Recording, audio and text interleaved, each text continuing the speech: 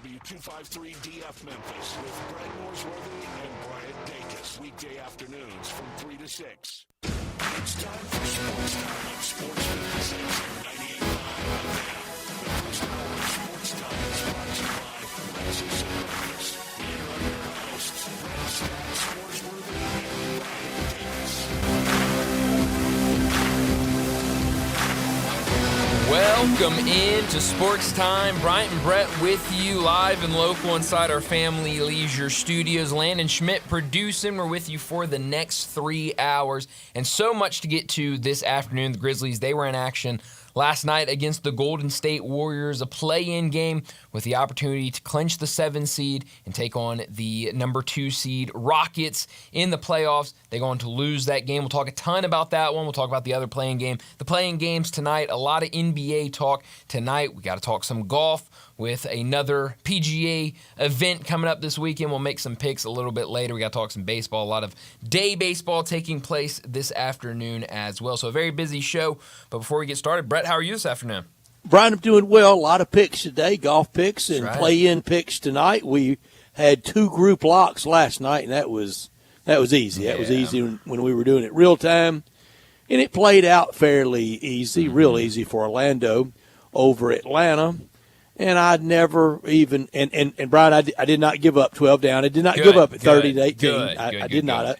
I stayed all the way through. I'm paying for it, but I stayed all the way through, and I never thought there was a time that Memphis was going to pull that upset win over Golden State. Not in that setting, not with those stakes. I never thought it. I know that yesterday I felt bad about being the wet blanket, and I feel bad about it today. But I mean, who really, beside just a couple trying to play to the crowd, really thought that was going to go out there and pull that upset? Yeah. I mean, it was always going to be a really tough game for this Grizzlies team on the road in that environment. A team that has thrived in the playoffs. Did mention yesterday that they were 0-3 in play-ins, but you did not feel good going into that game. But you got to give the Grizzlies a lot of credit. I mean, at one point trailed by 20 points in that first half, and I was thinking about you, Brett. I almost texted you and to see if you had called it in at 12, but the Grizzlies, I mean, they came right back, and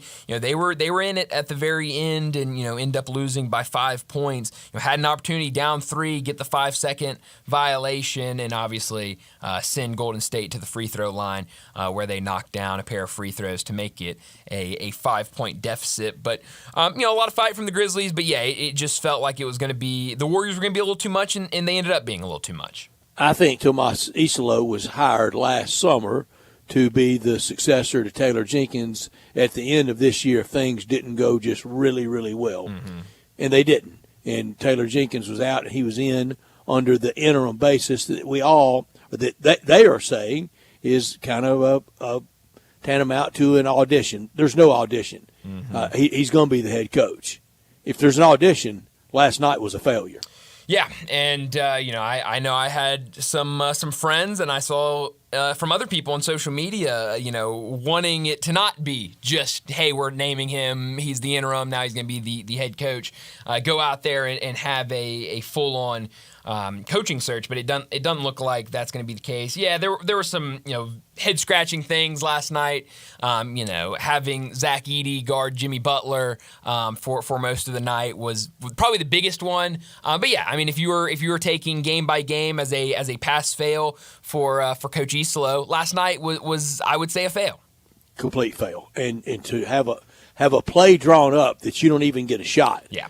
In Santi Aldama as an inbounder, you got to throw it somewhere. Yeah. I mean, you just got to just sit there and hold it. Yeah, I mean, you got to find a way to get it in, and I know there were quotes after that. From Santi and I think a couple other guys on the Grizzlies coaching staff as well as players kind of saying they felt like it was a fast 5 seconds, but you can't get that close to the 5 second when you don't have a timeout. You've got to in your head be trying to count at about 3. You got to make something happen or risk what you risked last night, and we saw that 5 second get called. But you got to give the Warriors credit. I mean, it was great inbound defense, nobody really open. But yeah, you got to try to make something happen if you're Santi, and just couldn't get anything going, and it resulted in a very fatal turnover at the end of the game. 20 Grizzlies turnovers. That was a big contributing part, whether it was a fast five or not. Sure. 20 turnovers to only 10, and I don't want to hear about fouls. The Grizzlies had a few more, but free throw attempts were close. Well, Golden State 34, Memphis only 23. But I don't think it was anything to do with the officials. No, I think the Warriors were just better last night, and that happens, and they are better. Yeah, no, they're very clearly better, and we had Houston pulling for us. I mean, Chris Gordy leading the charge. A lot of people pulling for the Grizzlies last night. It felt like, but just couldn't get it done. And those two stars for Golden State, they came to play. Steph Curry, 37 points. Some of those shots he was making at the end of the game, and then Jimmy Butler all night. 38 points. He led both teams in scoring. Just a really big night for both of them, and really, didn't need much else from the rest of the team when you've got that type of production from those two. But you look at some of that bench production. Quentin Post comes in, gives you 11 points, 5 rebounds. Gary Payton second, in 20 minutes gives you 12 points. They got a lot of production from guys, and the Grizzlies, outside of those 3 guys that you really rely on, and we can talk more about Jaren. I thought a really poor game from Jaren, but you got 30 from Dez, you got 22 from Ja. Outside of that, Santi Aldama looked good. Outside of that, didn't get much from really anybody last night. Had John Conchar playing. How about that? Honestly, Brett, there was a little stretch there. He's giving you good minutes. Had a forced a turnover, had a little bunny. That must be one of those that I dozed off in. It might have been. It wasn't long. You blinked and you missed it. But there was a little sequence there where I was going, okay, Conchar, you're getting some minutes and you're contributing a little bit. But no, I mean, when John Conchar is getting postseason minutes, that's not a great sign of where things are at. Like the Tigers in the NCAA tournament with Tyrese Hunter, to be totally fair, that was just huge. That almost as impactful as the near miss against FAU. But also last night, really missed Brandon Clark. Sure. And I don't know if that would have made a difference in the seeding down the stretch, or if it would have made a seeding last night. But when you look at the big two for Golden State against our supposed, we've convinced ourselves we have a big three.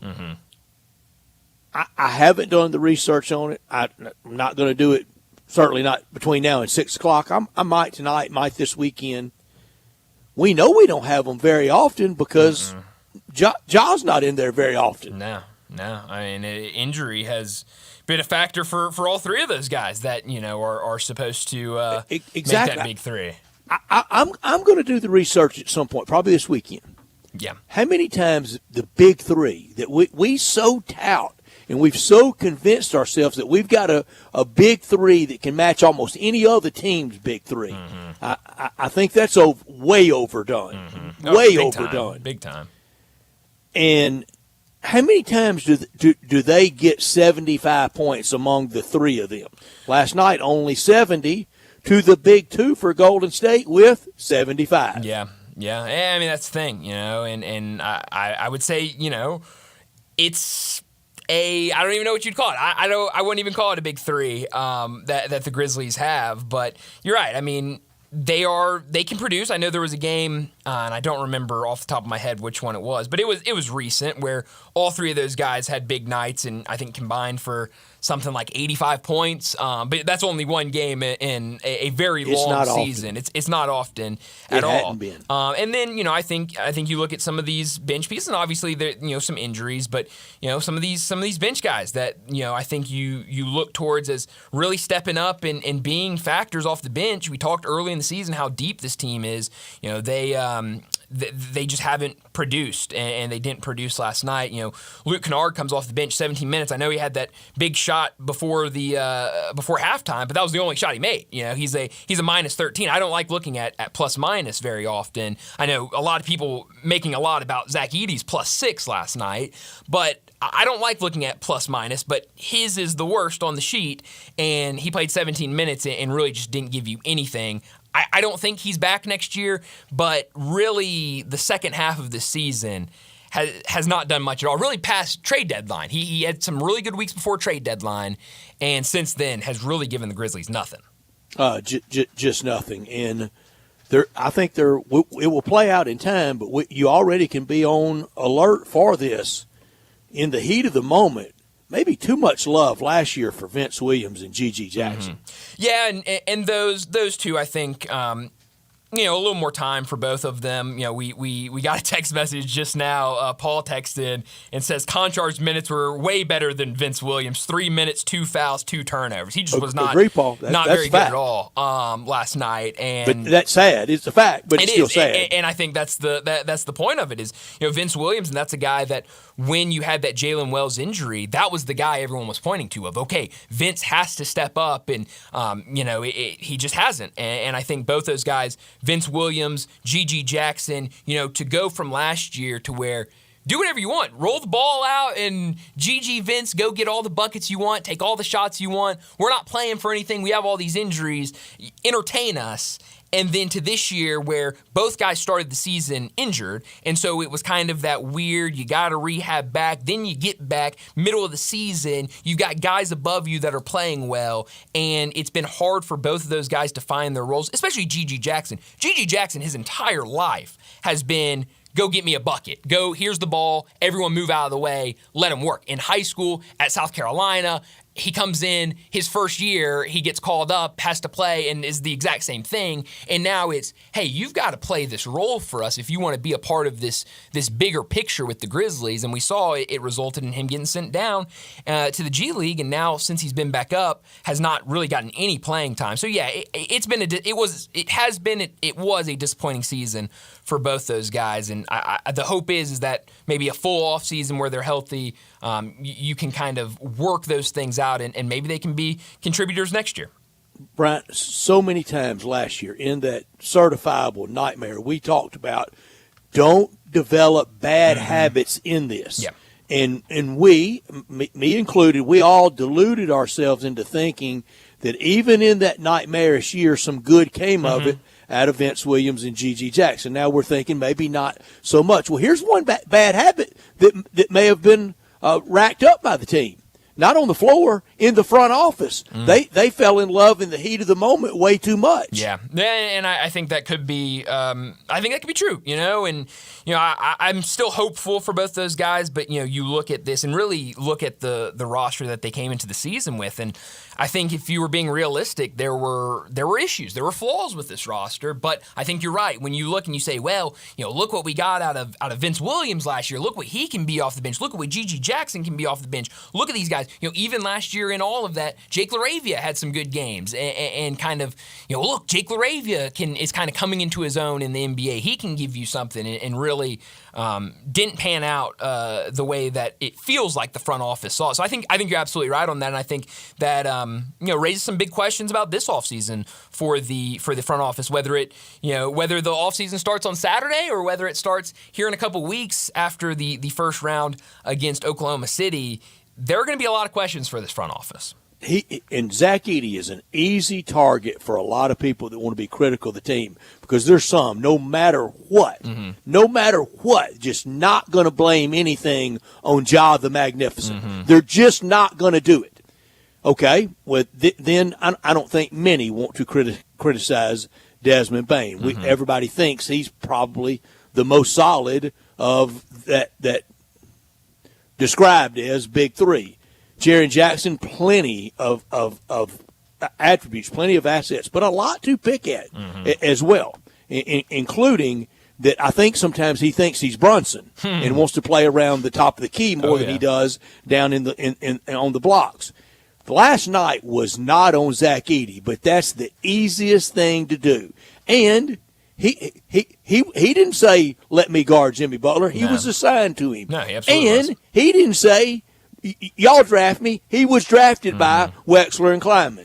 Yeah, no, he definitely was. And, Edey, I think we all knew that it was going to be a process with him. It was going to be a learning curve. He was going to have to get acclimated to the NBA, and we've seen that play out all year. And I think you've seen it lately. He's gotten a lot more comfortable in terms of rebounds. You're seeing all of these extremely high rebounds. Last night, 17 boards for him.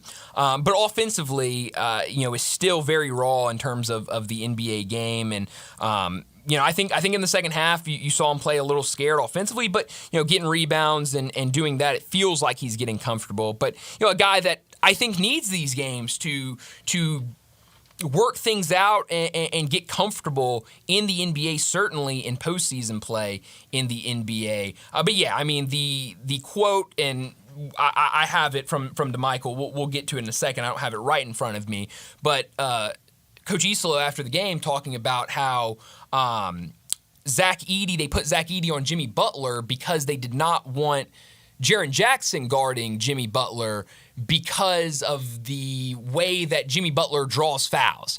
And it just, being a reigning defensive player of the year, being a guy that, for a short span this year when Victor Wembanyama got injured, was a guy that was a favorite to be defensive player of the year this year. You look at that list of defensive player of the year candidates, there are not many that their coach is saying, well, we can't have you guard one of the best players on the court because, you're going to get in foul trouble. You're going to foul out. And so I think that, goes back to a bigger conversation about Jaren Jackson that we've had a lot and have kind of moved away from. But Jaren Jackson Jr., he's prone to fouling, and we've seen it pop up a couple times this year. And certainly the coaching staff last night did not want him guarding one of the best players on the court because of that reason, and I think that's an issue. So we'll talk a lot more about this game and kind of what's going on with the Grizzlies. They still have another opportunity to make the playoff. Obviously, that game will be Friday night, the final play-in game. They'll get the winner of Sacramento and Dallas. Well, let me set up today's show before we get to top and not top story of the day. 3:30, Brian Geltzeiler from SiriusXM Radio. They're NBA station. He'll be joining us. We'll talk about the Grizzlies last night, their loss to Golden State, but we'll also talk about the playoffs as a whole, some of the big series, what stands out to him. Obviously, Brian Geltzeiler, a Boston guy. We'll get his thoughts on the Celtics, and now we know they'll be facing the Orlando No, Magic. He's a New York guy. He's a Knicks guy. Okay, yeah. I don't know why I thought he was a Boston guy. That's Keith. Yeah, well, I knew that, but I thought he was also a Boston guy. I must have gotten that confused. So, okay, we'll talk about the Knicks with him. Even better, because I like that series a lot. Yeah. Knicks and in Detroit. So we'll talk about that with Brian Geltzeiler at the bottom of this hour. 3:45, we got to make picks for tonight. All three of us, 2-0 last night in play-in picks. We'll see if we can do the same tonight. Miami, Chicago will get us started at 6:30 on ESPN. Following that, it'll be the game a lot of people here locally will be watching. Dallas and Sacramento, 9 p.m. on ESPN. Winner gets the Grizzlies. 4 o'clock, John Gowen from Timber Trust Golf. He'll join us. We'll recap the Masters, a lot of golf talk, but then we'll make our picks for the second week in a row here. Obviously, the winner last week, Landon, he'll go last in picks. We'll see if Brett and I can pick it up after I don't know about you, Brett. I'll use the word. It was a disappointing week for both of us. Blame it all on Shane Lowry. It's not my fault. I love it. That's how you do it. So we'll make picks at 4 o'clock with John Gowen. 4:30, we'll talk some baseball. The Cardinals, they were already have a win for the day. As a lot of afternoon baseball taking place today. We'll talk about a lot of it. Some of the stories from last night as well. 4:45, we'll get to big number of the day. 5 o'clock, Rob Fisher. He'll be joining us every Wednesday at 5 o'clock through the playoffs from FanDuel Sports Network. We'll talk a lot of Grizzlies with him. We'll talk about last night, talk a little bit about who they could face on Friday, but we'll also talk playoffs with him as well. 5:30, we'll get to what's trending, and at 5:45, we'll wrap up today's show like we always do with Crunch Time. Let me remind you, we're in our Family Leisure studio where family and fun come together. It's pool time, and they're already booking pool installs for 2025. Buy now and get on the list for your pool installation. 2024 pool starting at $19.99 installed. Liners at $299. All pool accessories up to 20% off, and 5 to 6 person hot tubs starting at $69.99. Swim spas and cold plunge tubs now $2,000 off, and patio furniture up to 50% off on select sets. Mention this ad and get free installation only at Family Leisure, 2120 Witten Road, just north of I-40. Produced by Landon Schmidt. We are Sportstime. We're with you until 6 o'clock, and we want your input. He's Bryant. I'm Brett. Text us. Call us at 901-360-8255. That's the Sissy's Log Cabin text and talk line. I know plenty of people are, plenty passionate about last night and the prospects going forward for the Grizzlies. So text us, call us at 901-360-8255. That number is also where all our guests will appear on the Sissy's Log Cabin guest line. Always from our Family Leisure studio. And what a great spring day. And always this hour brought to you by Lexus of Memphis at 2600 Ridgeway and online at lexusofmemphis.com. Great offers on all 2025 models and always special leasing options. Driving luxury and confidence knowing that every new Lexus comes with complimentary first and second maintenance services. Stop by Lexus of Memphis at 2600 Ridgeway, the only Lexus dealership in town, and put yourself in the driver's seat of the all-new 2025 flagship LS500. You'll be driving in style. When you purchase a Lexus, you get top-of-the-line engineering and design, and they make for the luxury driving experience. Online at lexusofmemphis.com. Experience amazing at Lexus of Memphis. Top story of the day. Well, my top story of the day, it's got to be what we've been talking about, the Grizzlies losing to the Golden State Warriors last night. That means at best the Grizzlies will be the 8th seed in the playoffs, but it could end Friday night. They'll get the winner of Dallas and Sacramento, that game taking place later tonight. And so we'll see, will they be going to the playoffs to face the OKC Thunder, or will the offseason begin early? You know, everywhere you look, and obviously we started, it's been a lot of negative last night. The way that game played out, the issues that were very evident throughout that game about this Grizzlies team, those need to be talked about. But this team did fight. They did get back in the game. They were down 20. They could have given up, and could have been, and I thought late in that second quarter that it was going to be a very ugly second half, one where we all turned the television off and went to bed early. But the Grizzlies kept fighting up until the very end, down 3 and with an opportunity to maybe tie the game, the 5-second violation. You got to get the ball in, but you got to give credit to the Warriors as well. Really good defense to prevent really anybody getting open. But you look at some of the issues last night. Brett pointed out 20 turnovers last night for the Grizzlies. That's something that has been an issue all season long for this team, but definitely was big last night against Golden State. And then the two big guys for Golden State, Jimmy Butler and Steph Curry, they were fantastic last night. Jimmy Butler, 38 points, Steph Curry, 37 points. And the stories that are coming out, the reports coming out that the Grizzlies put Zach Edey on Jimmy Butler because they didn't want Jaren Jackson to guard him in risk of getting in foul trouble. That's just something that I don't love to hear from a guy that is in the conversation for Defensive Player of the Year. That's something that I think all of us were hoping that Jaren Jackson Jr. would grow out of, as he got more acclimated to this level in the NBA, that's something that would work itself out, right? And it just hasn't. It's been there every year for Jaren Jackson Jr., and that felt like a big one last night because Jimmy Butler, a lot of times last night was able to get whatever he wanted, certainly 38 points. Then Steph Curry doing Steph Curry things towards the end of that game. Now, Grizzlies got to regroup, and they'll go and, like I said, play the winner of tonight's game, Dallas and Sacramento. My top story, what happened last night in San Francisco. The Grizzlies lose, and it was kind of the full display of the year last night. Certainly since the All-Star break. Certainly since the 1st of March. Certainly since the coaching change. Bad D, turnovers, big three didn't click. 2 of the 3 did, but a lot of disorganization. The inbounds play speaks for itself. Ja hurt. He couldn't help it, but he's always hurt. Play a good team, they lose. Then Golden State's a good team. Grizzlies lost.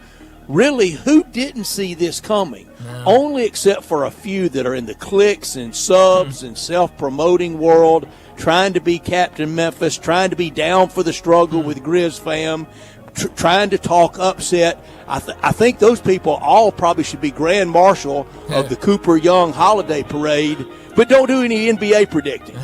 Who didn't see this coming? No, I think the writing was on the wall very clearly for last night's game. I do want to know, text in the Sissy's Log Cabin text line 901-360-8255. A very different question of what do you want the team to do? What do you want to see? I've heard so many people say, well, just lose this game Friday night and get to the offseason, get that lottery pick. As a fan, what do you want to see happen on Friday? Do you want to see them win and go and play OKC in the playoffs, or do you want to see them lose, and maybe not want to see them lose, but would rather them lose and get to the offseason? Because I've been surprised how many people are ready to just get to the offseason, and I'm curious what the listeners have to say. Not top story of the day. Well, my not top story of the day, visits going on for Penny Hardaway and the Memphis Tigers. It looks like 2 visits going on right now. Chris Parker, a Villanova guard who was a redshirt freshman this past season, he posted pictures in Memphis uniform, so he was on campus for a visit. He's a guy that did not get much playing time at all this past season at Villanova. Appeared in 27 games, but only averaged 10 minutes per game, averaging 2.6 points. A 6'9" guard, 200 pounds, a guy that started at Alabama, redshirted there, then went to Villanova, and is now back in the transfer portal. But the big one, we talked about it last night, it looks like Aaron Bradshaw is on campus posting pictures, I believe, to his Instagram story at FedEx Forum. This is a big one, a guy that started his career at Kentucky, was up at Ohio State last year, a guy that averaged 6 points, 2.5 rebounds, 7 foot tall, 215 pounds. I really feel like this is a guy that could be the same situation as Dane Danger. When Dane Danger was in the transfer portal, we were all talking about this guy that last year at Illinois, started his career at Baylor, was at Illinois, averaged 6 points per game, 3.5 rebounds per game. He comes to Memphis, and what happens? He becomes one of the best players on the team, one of the best players in the conference, 14.5 points per game, 7.5 rebounds per game, was massive for the Tigers. I feel like Aaron Bradshaw would have that same effect on the Tigers. I'm sure they're selling him on that. I'm sure they're showing him what Dane Danger did for the Tigers last year in that system. So this is one, you don't let him leave until you get a commitment. Maybe some good news around the corner for the Tigers. I agree with that, and that's my not top story. So far, pretty quiet on the top Tigers roster composition front. That's the whole college basketball world. We're waiting for this week. The next 7, 8, 9 days are gonna tell a lot. Not too much so far. Waiting on anything to be excited about. It will come together over the next few days, weeks. Seems improbable that Penny Hardaway will pull this off 2 years in a row. And we know P.J. Haggerty is going to play a huge role in how next year plays out. P.J. Haggerty played a big role this year. That's right. And we know how this year played out. That's right. With the first-round NCAA tournament exit. Yeah. It feels like a big offseason, and sounds like in the next couple of days, they hopefully will have news one way or the other, especially on P.J. Haggerty. Well, that'll do it for top and not top story of the day. Let's go ahead and get to our first break. And when we return, we're talking NBA with Brian Geltzeiler. Be sure to follow us at Sports56 WHBQ on Twitter, Facebook, Instagram, and YouTube to watch live video of our shows. Stay up to date with station events and have chances to win prizes. Don't miss out on anything that's going on. Follow us at Sports56 WHBQ. Is your wife asking you to stop eating junk food? We have it covered at Humdingers. It's quick, it's healthy, and most important, it tastes amazing. Many choices from salmon salad to rainbow trout and grilled asparagus. Come visit us for lunch at Humdingers, 6300 Poplar Avenue. So good, Coach Penny eats with us weekly. Don't forget, Humdingers offers full-service catering for weddings, social events, or your corporate lunches. You can call 901-260-8292 to find out more. Moving is stressful, but Black Tie Moving can take the worry out of the process. Whether you're moving across town or across country, moving your home or your office, or personal moving concierge from Black Tie Moving will work with you to design a home that perfectly fits your budget and needs. And they're available 24/7 to answer any questions you have. Give Black Tie Moving a call at 901-316-6196 or go to blacktiemoving.com/Memphis to get your personal, no obligation quote from the moving expert at Black Tie Moving. Progressive knows there are some surprising surprisingly expensive things in life, like fences. A house with a big yard and a white picket fence was always the dream. But then you saw the price to install a fence and you're wondering if the color is driving the price up. Nobody ever dreams of a beige or a gray picket fence, right? So maybe those fences are cheaper. But no, they're not. Then you remember that switching your home and auto to Progressive could save you hundreds and make all your dreams of a fence come true. Progressive Casualty Insurance Company affiliates and other insurers not available in all states. Step up your wings game at East Coast Wings and Grill. With 60 wing flavors and 7 heat indexes, do you have what it takes to turn the heat on your wings up to insanity? East Coast Wings and Grill is family friendly with a large variety menu to satisfy the whole bunch. Sign up today for their loyalty program and taste the rewards. For every dollar you spend, you collect a point.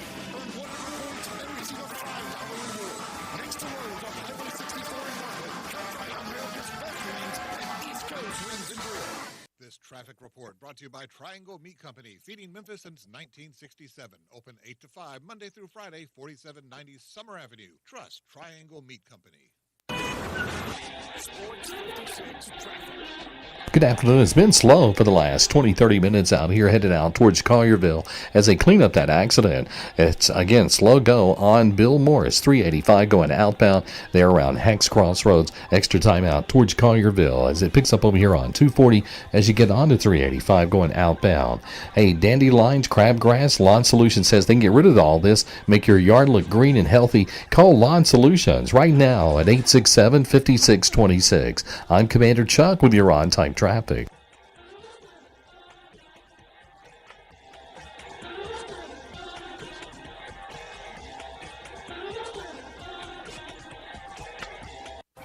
back to Sports Time. Sports 56. This hour is brought to you by Lexus Tires. Here are your hosts, Star Sports Movie and Brian Davis.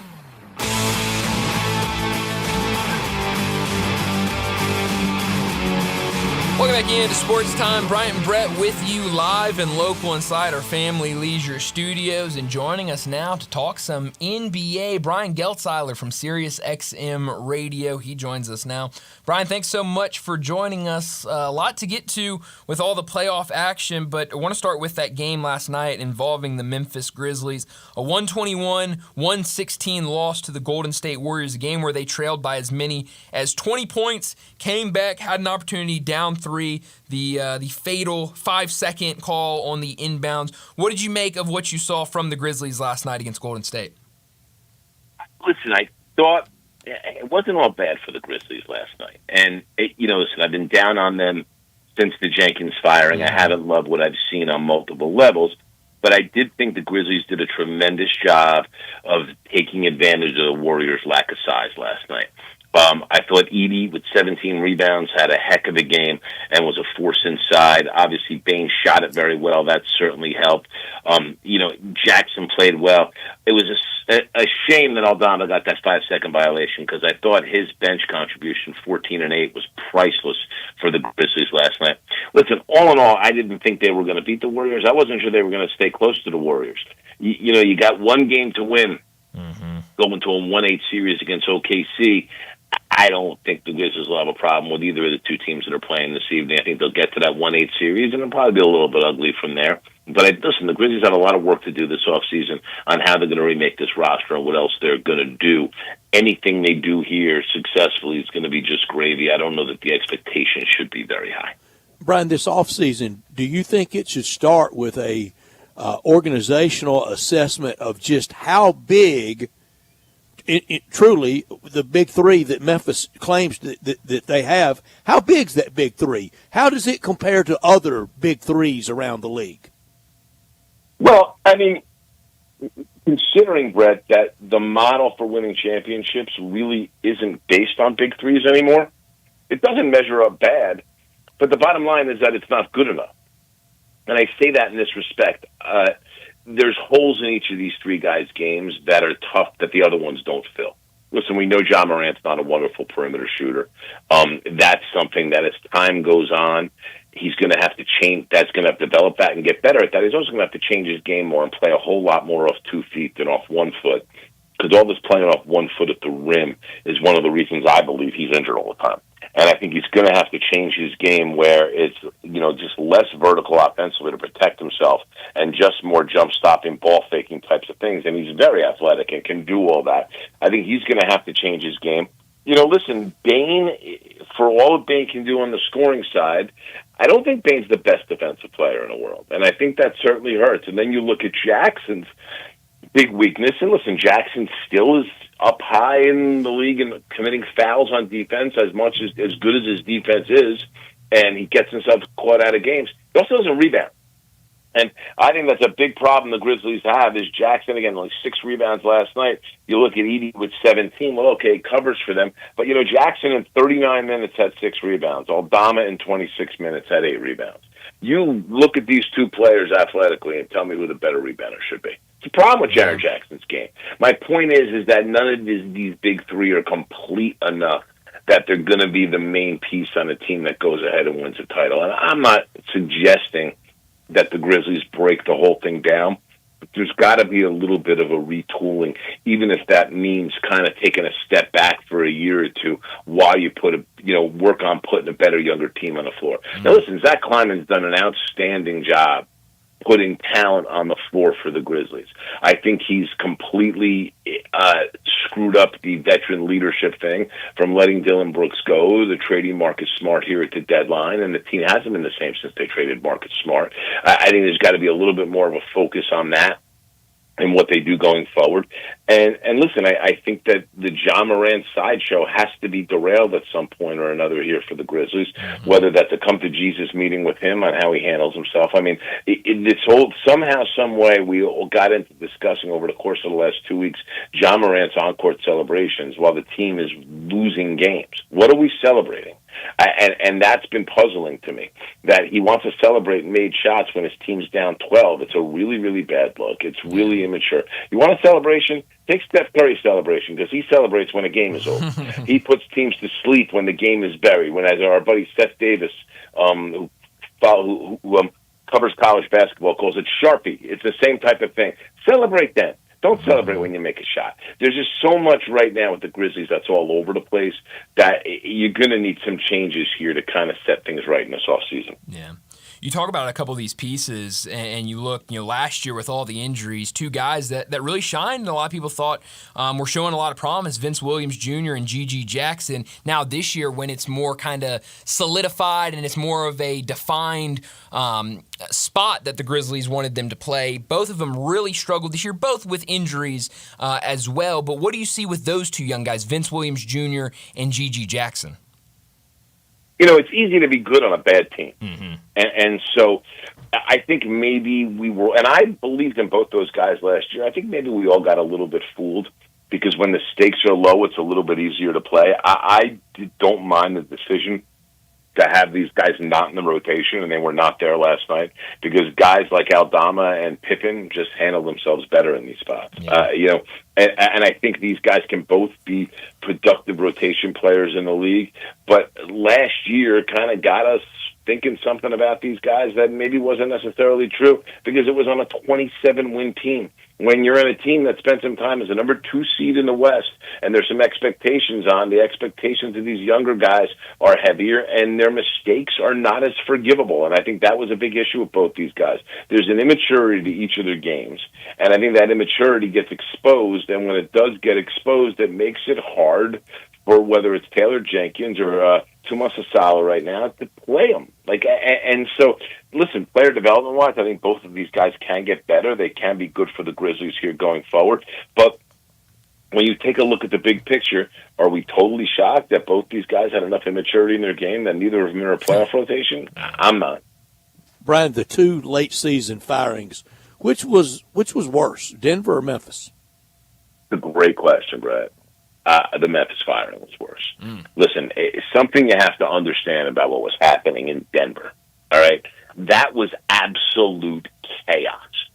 That was a coach not playing guys because of despite a GM. That was a GM complaining to ownership, assistant coaches, and players about the head coach. That was a head coach going in public and trashing players to the media on a semi-regular basis at a time when the players didn't need that. It was complete and entire chaos in Denver. And I will say this, if Josh Kroenke didn't have a respected guy with a basketball coaching pedigree like David Adelman to go to, I don't know that he fires Malone.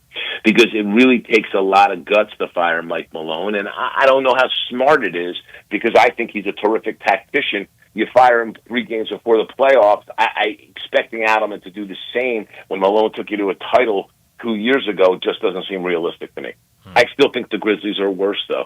And not that, again, I thought they should have fired Jenkins last offseason. They chose to fire 5 of his assistants instead and put their own assistants on the staff. Well, things weren't going well. They were kind of unwinding. You know, Jackson getting hurt, and then even when he came back in the lineup, seemed to change things. The trade deadline trades, and although Smart wasn't the greatest leader in the world, it was a veteran, a semblance of a veteran there to help out a little bit and lead. They completely lost all of that. And are we really to say that all of a sudden the Morant celebration thing and a $75,000 fine for, you know, a making a gun with his hand to celebrate, all these things happened after Jenkins left? Are we supposed to believe that's a coincidence? Because I don't think it is. And so I think when you look at what happened here with the Grizzlies, listen, the Grizzlies were fading. There's no doubt that they were fading. And I don't know that firing Taylor Jenkins was going to make them not fade. I mean, do they look that much different as a basketball team? I don't think that they do. But it was a little bit of a desperation move there. It also lent a bunch of chaos to this team and this organization that this organization doesn't need. And Zach Kleiman, who's done some terrific things in building this team, has also made some massive mistakes. This may be the biggest one of all. And I'm just curious to see kind of what happens in this offseason, because I think for the Grizzlies, everything is on the table. That's what I will say. I'm not saying they're going to do all these things, but I think there will be consideration about replacing Zach Kleiman. When they brought Asalo into the job, the thought was he would be the permanent head coach. I think that's under evaluation right now. Will John Morant be on this team next year, or are they going to look to trade him? I think that's under evaluation right now. You know, Morant could end up being gone, and it could be Jackson and Bain, because let's face it, guys, for 2/3 of the season, Jaren Jackson was the best player on the team, and it wasn't even that close. Yeah. So there's a lot of different things that are under consideration for the Grizzlies here, but no doubt about it, the chaos that came with firing Jenkins, I truly believe if Zach Kleiman realized that was going to be the chaos that ensued in firing Jenkins, you know, with 9 games to go, I don't think he would have done it. Yeah, it definitely feels like it's going to be a busy offseason for the Grizzlies. Brian, last thing for you, when you look at the playoffs, what first-round series excites you the most? That's a great question. Listen, it's interesting because one of the early matchups I looked at and I was like, wow, was Lakers-Minnesota. Mm-hmm. The more I dive into that matchup, the more I realize how much of a struggle for the Timberwolves it's going to be. And I love the Timberwolves. But, anytime you're going to play a team and you're Minnesota and they can match Gobert and Conley off the floor, that's a problem. And because Conley's the adult in the room, and when you're going a little smaller without Gobert there, it just weakens you defensively. It also puts Julius Randle in a much larger role on the defensive end of the floor. He's going to have to spend some time guarding LeBron, and I think that's going to be hard for him. So I kind of like that series on the surface. The more I see it, the more I like it a lot for the Lakers. The series I'm most excited for in the first round is Denver and the Clippers. Because what you have is a superb defensive basketball team in the LA Clippers. You have James Harden playing as well as he's played in the last 5 years. Kawhi Leonard playing as well as he's played in the last 6 years. You have Ivica Zubac, who I voted for most improved player in the league, who does as good a job on Jokic as anybody, and that's to say no one does a good job on Jokic. And then you have this Denver that's got their own version of chaos going on and a relatively short rotation, but you do still have the best player in the world there. And it's a compelling series. I like the Clippers in the series, but I think that what we're going to see from Jokic to keep Denver in this series may be something we've never seen from Jokic before. This year told me something, and I didn't even vote for Nikola Jokic for MVP because I just thought SGA was that consistent and that good. With all that said, I think we're about to see some stuff from Nikola Jokic in the playoffs we probably haven't seen from him yet to try to keep this Denver team in a series with the Clippers, who are just really, really good, healthy. And listen, they built themselves a little bit of a bench here in the at the trade deadline. Bogdanovich has been a key player for them. They got Chris Dunn off a scrap heap in the offseason, starting point guard, playing superb defense. Even the role Ben Simmons is playing at times is helpful on the defensive end of the floor. To me, that's a really exciting series. I like the Clippers a lot in that series, but watching the Clippers and Ty Lue and Jeff Van Gundy try to scheme against figuring out, is Jokic going to kill us more as a scorer or a passer? How do we play some of these other guys? Because I do think the Clippers have some distinct advantages when they have the ball. Regarding matchups, where how are they going? You're going to have to put Christian Brown on Leonard or Harden. That's your best perimeter defender. If Michael Porter's on one of them, those guys will feast. And I think that's where Denver's going to run into some major problems in this series. Yeah. It's playoff time, Brian. Sure Get is. some sleep because it's some late night games, isn't it? I'm looking forward to it, guys. And listen, it already started last night. We got more of it tonight, so it's just it's hot and heavy here. Yeah, it is. Night in and night out, and I can't wait for it. Yeah, Brian, Thank you, Brian. thanks so much for joining us. We'll do it again soon. I look forward to it, guys. Always my pleasure. Take care. Thanks, Brian. Thank you. Brian Geltzeiler joining us to talk the NBA, and so much to talk about, so much going on as the play-in's going on right now, and playoffs get started over the weekend. But I thought, some truth-telling there from Brian Geltzeiler about what this offseason could bring for the Grizzlies. Yeah, it sure was, Brian, and Brian does, and he did it in a very reasonable manner. But I think the hardest assessment is the self-scout of where do we really stand. Let's tell the truth, and you got to do that inside an organization. And I think this organization needs to come to the conclusion of our big three's really just three. Sure. Yeah. So it sounds like a busy offseason for the Grizzlies, and we'll see what plays out over it. Before we get to a break, let me remind you this weekend, a perfect time, even today, heading down to Frontier Western Store. The weather's getting nice, and get that new wardrobe over at Frontier Western Store so you can walk into the new season in style. Family owned and operated since 1967, Frontier Western is your one-stop shop for the biggest brands like Carhartt, Wrangler, and so much more. Check out Frontier's world-famous boot showroom. Whether it's work boots or dress boots, Frontier has you covered for the entire family with plenty of in-stock proven classics like Ariat, Dan Post, and Durango, just to name a few. Frontier Western Store, I already said it once, I'll mention it again. They're the one-stop shop for Carhartt in the Mid-South, and they've also got you covered with thousands of new shirts and jeans. You need a new pair of jeans? Frontier has you covered with the newest selection from Wrangler and Ariat, and you'll love how easy it is to find the perfect size and style for you. Frontier's pricing is lower than online and chain stores, so you know you'll be getting the best deals. Head down to 5880 Goodman Road in Olive Branch and check out the whole selection. Open Monday through Saturday, 9 a.m. to 7 p.m., and Sundays, 1 p.m. to 6 p.m. Frontier Western Store. Go check out all the good stuff they got down there. Well, let's go ahead and get to another break, and when we return, we got to make more picks for our playoff selections. Night 2 of the play-ins. We'll make those selections next on Sports Time. We are real sports talk. Sports 56 WHBQ. Available on your radio dial at 560 AM and 98.5 FM, as well as around the world online at sports56whbq.com. Take us with you everywhere by downloading the Sports 56 app. And at home, just say, Alexa, play Sports 56. Sports 56.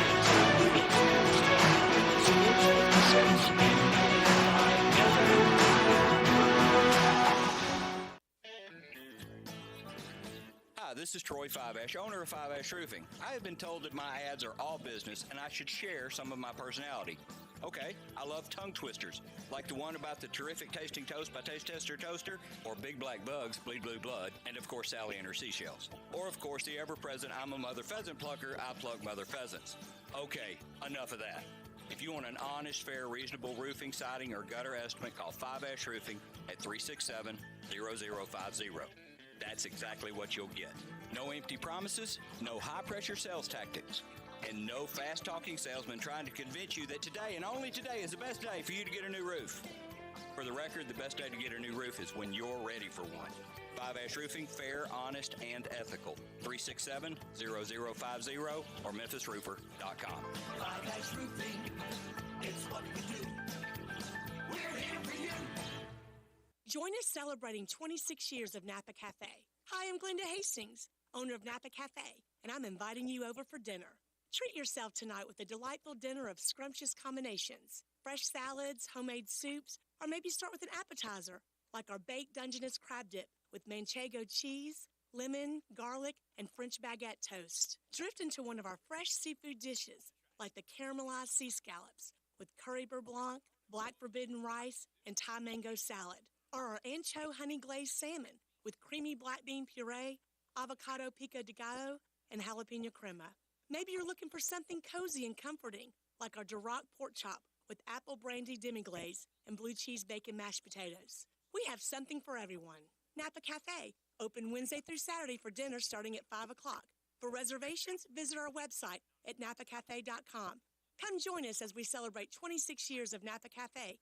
I'd sure love to see you. All 650 acquisition fee, 20,000 miles per year, 20 cents excess mileage, 12,000 miles per year, $49.99 due at signing. Must finance through KFA, K4, SEO 873.49, MSRP 25,320, Sportage S719 2005, MSRP 30,660, Telluride SG 596,204, MSRP 41,060. Includes all rebates and incentives, P of 895, excludes tax title license with approved credit. Dealer stock only. See dealer for complete details. Offer valid through 5/2/25. Hey, I got my buddy on the line. Hey, Jeff Allen, it's always awesome to see what's going on over there in Gossett Kia, South Mount Moriah. What you got up your sleeve? I'm making magic, Randy. I've got a new ride under $6 a day. 2025 Kia K4 LXS, $159 a month. 2025 Kia Sportage EX, $269 per month. And get more power, larger cargo area than a Nissan Pathfinder in a 2025 Kia Telluride S front-wheel drive, $398 a month. All $49.99 due at signing, 24-month lease. Plus, every Gossett Kia comes with a 10-year, 100,000-mile powertrain limited warranty. So whether you live in Horn Lake, South Haven, Olive Branch, or Memphis, you'll be happy at Gossett Kia on Mount Moriah. We're online at KiaMountMoriah.com. Febreze. As a rideshare driver, I love keeping my car smelling fresh and clean. So when I'm driving, I only trust Febreze car vent clips, featuring 3 distinct intensity settings. Because it's that little touch that sets me apart. I can turn the intensity down for sudden freshness, or I can turn it up for when I want lots of scent. So whether it's set to low, medium, or high, with Febreze car, I know my car's going to smell amazing. Which keeps my driver rating right where it belongs. Picking up. Awesome. Spring is here, and it's the perfect time to give your home a little love with Choate's $93 spring deals. Got a slow or smelly drain? We'll clear it for just $93, or it's free if we can't. Also, your home's electrical system is working 24/7 behind the walls, and an inspection from Choate's can help catch hidden dangers before they become big problems. We're talking about outdated or overloaded panels, loose wiring that can spark fires, improper grounding or GFCI protection, breaker issues, flickering lights, and more. Our licensed electricians will perform a full home safety check, identify risks, and give you a plan to keep your family safe and your power running strong. All for just $93. Call 347-8086 or visit ChoatesHVAC.com to book your appointment today. Choates Air Conditioning, Heating, Plumbing, and Electrical. Let our family serve your family. Now, back to Sports Time. Sports Business. This hour is brought to you by Lexus Service. Here are your hosts, Let's Talk Sports with Brian Davis.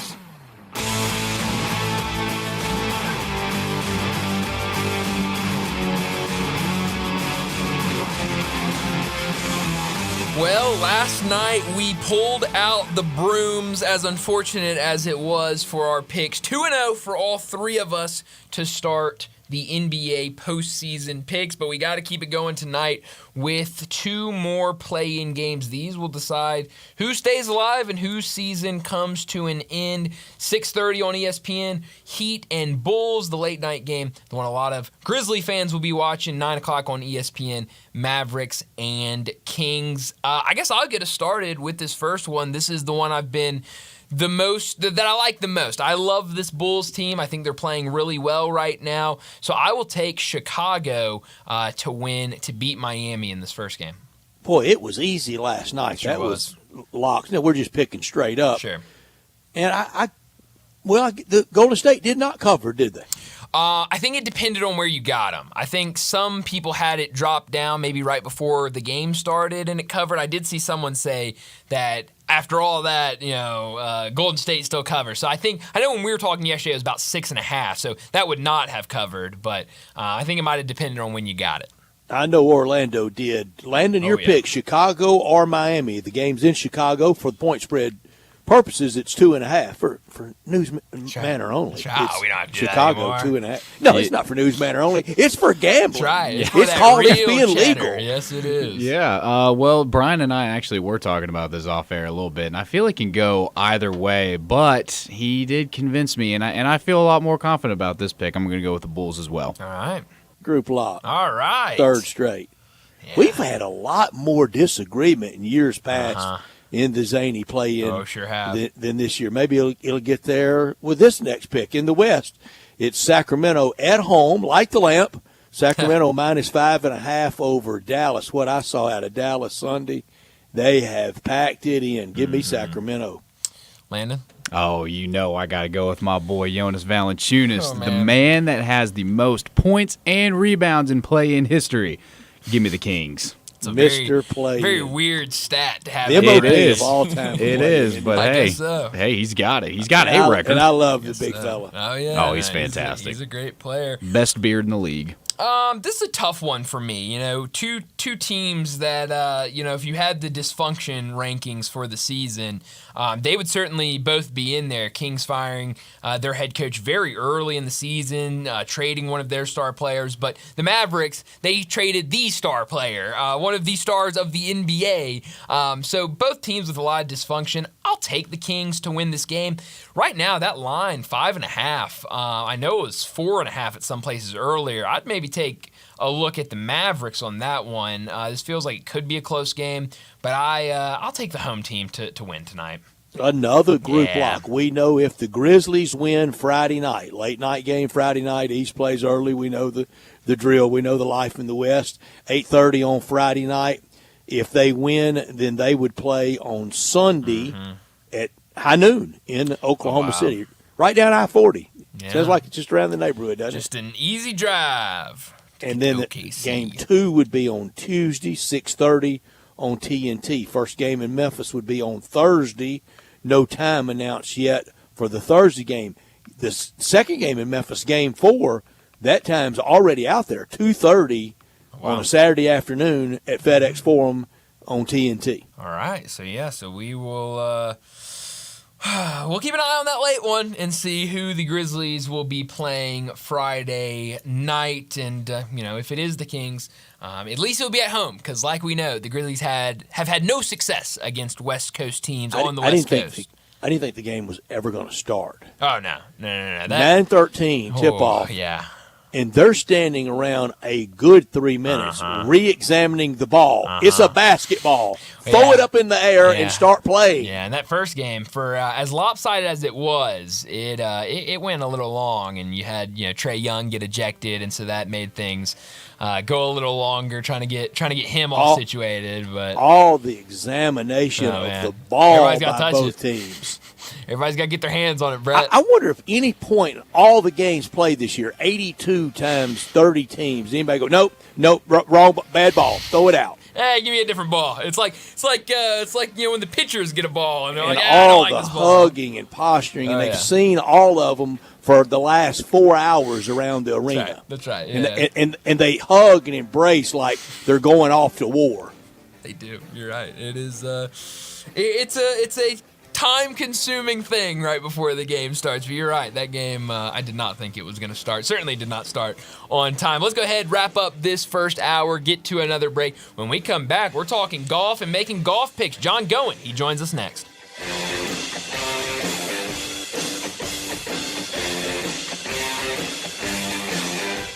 It's time for the ultimate Hot Wings Showdown at the World Championship Hot Wing Contest and Festival. Saturday, April 26th at the Memphis River Garden Park on Riverside Drive.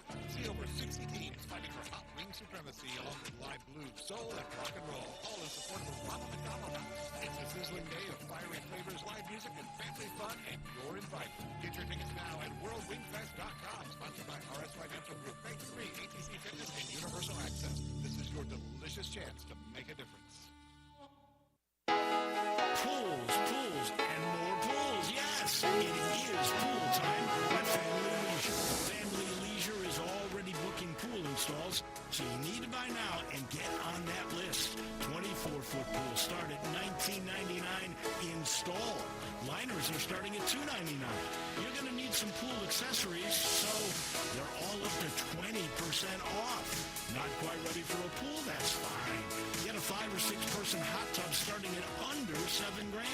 You can also go for a swim spa or perhaps a cold plunge tub. Those are now $2,000 off. Get patio furniture up to 50% off on select sets. Buy your pool now. Get on that install list. Mention this commercial, and your install is free. It's underlined in the in bold print, so you know it's big. It's pool time at Family Leisure. Family Leisure, Whitten Road at I-40, where family and fun come together. Kubota Orange Days are here, so come see them Saturday, April 26th for food, fun, and a lot of Kubota Orange. From America's #1 selling compact tractor to zero-turn mowers and personal RTVs, get your perfect match. Now through June 30th, get 0 down, 0% APR for 84 months on select compact tractors. See the details at KubotaOrangeDays.com. Kubota Orange Days, Saturday, April 26th from 8 a.m. to 2 p.m. with Sports 56 and Fat Larry's Barbecue from 11 to 1 at First Choice Farm and Lawn, 701 Highway 64 in East.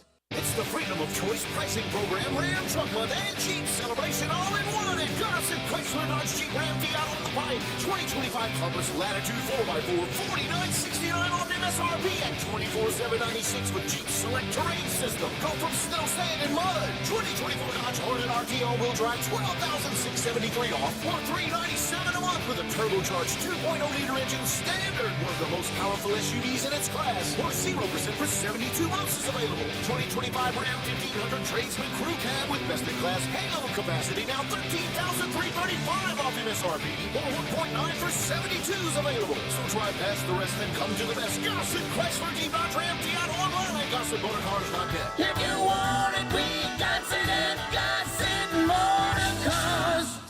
7704 MSRP 29765 Hornet R3 A08 452 MSRP 44620 Ram SN 673 402 MSRP 5170 includes all rebates and incentives. PF 895 excludes tax title license. See dealer for complete details. Offer valid to end of the month with approved credit. Dealer stock only. Briggs Powder Coating for a beautiful finish every time. Briggs Powder Coating specializes in automotive, ornamental, residential, and industrial coating. With 2 conveyor lines and the largest batch ovens in the Mid-South, Briggs can accommodate all of your powder coating needs. Locally owned and operated since 2002, Briggs Powder Coating will customize a beautiful finish just for you. Drop by or call to see how Briggs Powder Coating can bring color to your life. 901-367-2771 or BriggsPowderCoating.com. Listen each and every Sunday morning at 11 to join Ottawa Presbyterian Church for worship. Ottawa is a PCUSA church downtown Memphis. This traffic brought to you by Brinson Tax Service. They protect you like family. Sports 56 traffic. Good afternoon. It continues to build right on schedule out here through the Midtown area on 240 southbound at South Parkway, trying to recover from an earlier wreck we had on Bill Morris going outbound, going eastbound there. Bill Morris at Hanks Crossroads. Again, it's trying to recover in that area. Weiber's Jewelry wants you to know they are your diamond engagement ring headquarters. Go by and see them and shop local at Weiber's Jewelry on Highway 64. I'm Commander Chuck with your on-time traffic. Broadcasting from the Family Leisure Studios, we are Sports 56, WHBQ Memphis, and W253DF Memphis. The Sports Time on Sports 56 and 95 once again, Brett Rosary and Brian Davis.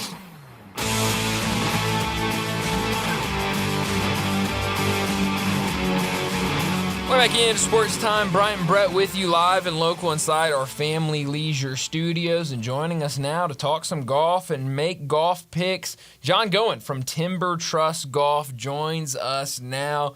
John, thanks so much for joining. How are things this week down at Timber Trust? Things are good. You know, we've been busy just, kind of trying to make sure the golf course is as good as it can be for this time of year. But yeah, real busy week, real good week from our perspective, and happy to see sunshine. Glad we finally don't have rain until Monday. They've finally maybe figured out that we only want rain Monday and Tuesday, and That's then it can be dry the rest of the week. We'll take that. And with since the monsoon, we've had no rain. Probably starting to get a little more bouncy and helping the player out with some big hard bounces off some hard pan. Yeah, ball go far right now. Yeah. Definitely starting to firm up, which has been good. Greens are firming up. Actually put down a wetting agent to kind of help with holding some moisture with all the wind and warmer temperatures yesterday, and so we're pretty happy about that. But yeah, overall, be nice to get into a decent growing stretch. But realistically, we're still pretty inconsistent. I mean, heck, it was 42 this morning, which is pretty chilly. I'm not real happy with that. It's not great to be there at 6:30 in the morning with multiple layers on again. But it kind of is what it is. If you dress for the whole day in the morning, you got hot in the afternoon, didn't you? Well, I mean, you got to play. To your point, you got to plan those out a little bit, right? So you go short sleeve, then you go like pullover, like lightweight pullover. Then you might have one more layer, or maybe like a vest to just at least keep the core warm from that standpoint. But to your point, you definitely kind of strategizing a lot first thing in the morning to try to figure out how the rest of the day pans out. John, in this area, we talk about the Masters bump. Every place, everywhere. If you've got a golf course, you had to get a bump out of last weekend. Yeah, I mean, obviously it helps. We have an event on Saturday, and that event went well with the Magnolia Open, and the weather was good, and we strategized that a lot to just make sure that we can have an event where people want to participate, but we can have play in around that allows people that just want to get out and play golf and enjoy their group and whatever. So yeah, I'm sure everybody. To your point, I mean, this is the time in our part of the country where everybody starts thinking about golf. It's always around Augusta time, and as I said last week, though, there's the Augusta blessing, but there's also the Augusta curse from the standpoint of just expectation of golf course conditions and things along those lines. So you kind of fight both sides of the coin there a little bit. Mm-hmm. Speaking of the Masters bump, Rory finally did it. He got the Masters win late Sunday evening. It felt like at times he was going to give it away in that final round. What'd you make of Rory's weekend? Yeah, so it was. We talked about it last week, and of course I jinxed myself, I think, clearly by saying that there was going to be a point in time where Rory was going to actually win at Augusta, and it could potentially be this year. But it was great. I had a great opportunity to actually be there on Sunday and experience the roars. I've not had an opportunity to be at Augusta on a Sunday, and you always kind of wonder what it's like to hear everything kind of move through the pines at Augusta National on a Sunday, and it was a great opportunity, and to be there and kind of watch Rory. I mean, I watched the last 5 or 6 groups tee off of number one. Kind of stood up a little bit more towards Butler Cabin, so I could be up above the folks that wanted to hug the rope line. And kind of watch everybody go off, and then as soon as the crowd dispersed, kind of walk down into Amen Corner, and obviously saw, where Rory made double on one, and then Bryson made, birdie on two. As you're kind of walking around 7, you can see them come down the second hole, and then you can see them tee off again on 3, and then kind of tuck back in. But it was just, kind of really cool to be there, and experience that, and it was. Look, I mean, for Rory to kind of combat, some of the demons, clearly they tried to resurface on a couple of different occasions. To have a 4-shot lead going into 13, make double and then kind of back up real quick is not how you kind of draw that one up, especially with a wedge in your hand. You kind of battle back on 15 and then, miss the putt that he missed on 18. You were kind of shaking a little bit for him when he stepped up on that 3.5-footer on the playoff hole. I think that, clearly if he would have lost to Justin Rose on that playoff hole, I think he would have really, Bob Rotella would have needed somebody else on top of Bob Rotella to have the conversation to try to pull him out of Bob would have sought abyss counseling, there. I think. Yeah, absolutely. So, but yeah, I think but good overall. Augusta looks spectacular, probably as good as I have seen Augusta National look. I think clearly a little bit of that is probably weather kind of leading up into the event was really good. But golf course itself was probably as good as I have seen Augusta National look. All right, John, in the last few years. With your patron experience, and I would assume you've been there for practice rounds. You've been there probably all 4 days for tournament play. What do you prefer? I know we go when we get the call. That's how it works. But if you could pick your day, there's no question mine would be to be there on Sunday. It is the best sporting experience of anything I've ever been to. There's no doubt. Do you feel the same, or are you just kind of glad you've checked off Sunday? Honestly, Brett, I'm happy I have checked Sunday off. Now, that doesn't mean I won't go back.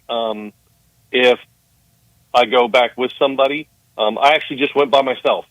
Everybody was kind of out of town in my world, and I just kind of took the opportunity to go. I've talked about doing it for at least a decade or so, to kind of pack up and just kind of be able to go down and be there for a Sunday. So the crowds were unbelievable. There's I kind of listed off. There's pros and cons to both. Obviously, again, it was extremely great to be there on a Sunday to experience what Sunday looks like. If you're looking for merchandise concessions, forget it. Any of the stuff that you really potentially truly wanted was already sold out. Sizing was limited. The crowds felt so much bigger than when I have been on a Tuesday, a Wednesday. I've not been on Friday or Saturday. I've been on a Thursday. But the crowds on Sunday, it's almost like they just jam as many people in there as they can jam in to just make it loud as players are moving around the golf course. I think, realistically, if I had to do it all over again, I think I've kind of checked Sunday off. The practice rounds are always great too because you can just take pictures. It's the one time where you can take a camera in and be able to kind of document it a little bit. But I think Sunday's just extremely, extremely challenging. Either that or I wouldn't make it such a rush. I flew in Sunday morning into Atlanta, drove over, was back on a flight back in Memphis by 11:15 Monday or Sunday night. I've done that. That's bare knuckle fight though. Coming back from Augusta, if you're under 90, you'll get run slap over. Oh, that was the most amazing thing, right? You're like, holy mackerel. Speed limit's 70, and to your point, if you're not doing 85, 90 miles an hour, you're not keeping you're getting up one with finger the salutes. pace. Yeah, it's you're slow playing the world from a pace of play perspective. Yeah. I said one year, I went to the Masters on Sunday and driving back to Hartsfield on Sunday night, I participated in the Daytona 500. Heck, I feel like at the end of the day, if I could drive that speed the whole way home, I'd almost toy around with driving both ways. If I could do 90 plus miles an hour from Memphis down there, it would almost be a little bit more of an enjoyable trip. I don't know. And then the cage match when you get to rental car return at Hartsfield. Oh, I tell you what, I've flown through Hartsfield. I've never truly flown into Hartsfield. by far and away, like, okay, let's face it, some of it could be that, I'm not the smartest, person in the world. But, you show up and you're like, you can't find where the car rental place is at all to begin with. Or I missed 17 signs that were supposedly right in front of my face. And then rental car return is just as big a mess that, again, I probably missed a sign because I didn't plug it straight into my GPS. I figured by the time I would have gotten there, there would be plenty of very clear signs that would tell you where rental car return is. But, again, I completely whiffed on all of that as well. So, from that perspective, Atlanta, obviously is extremely difficult to fly in and out of already anyhow. But the rental car experience in Atlanta also has a little bit left to be desired, at least for a rookie like myself who clearly was more than likely not paying attention to so many things, although I was looking for rental car signs everywhere. But, yeah, not great. I believe that. It felt like watching it on Sunday that the crowd was very pro-Rory, especially towards the end when he was kind of in control. But obviously, Bryson DeChambeau, when it started, he's a fan favorite. There were a lot of people rooting for him. What did it feel like out there on Sunday? Kind of the feeling from the patrons on the course. Who did it seem like everyone was rooting for? Yeah, I mean, I think early on it was definitely both sides, right? I mean, it was almost very 50-50. Wow. The roars seemed equally great when they were both walking out of Butler Cabin, to be introduced. Bryson was much later to the tee or to the putting green up near the clubhouse.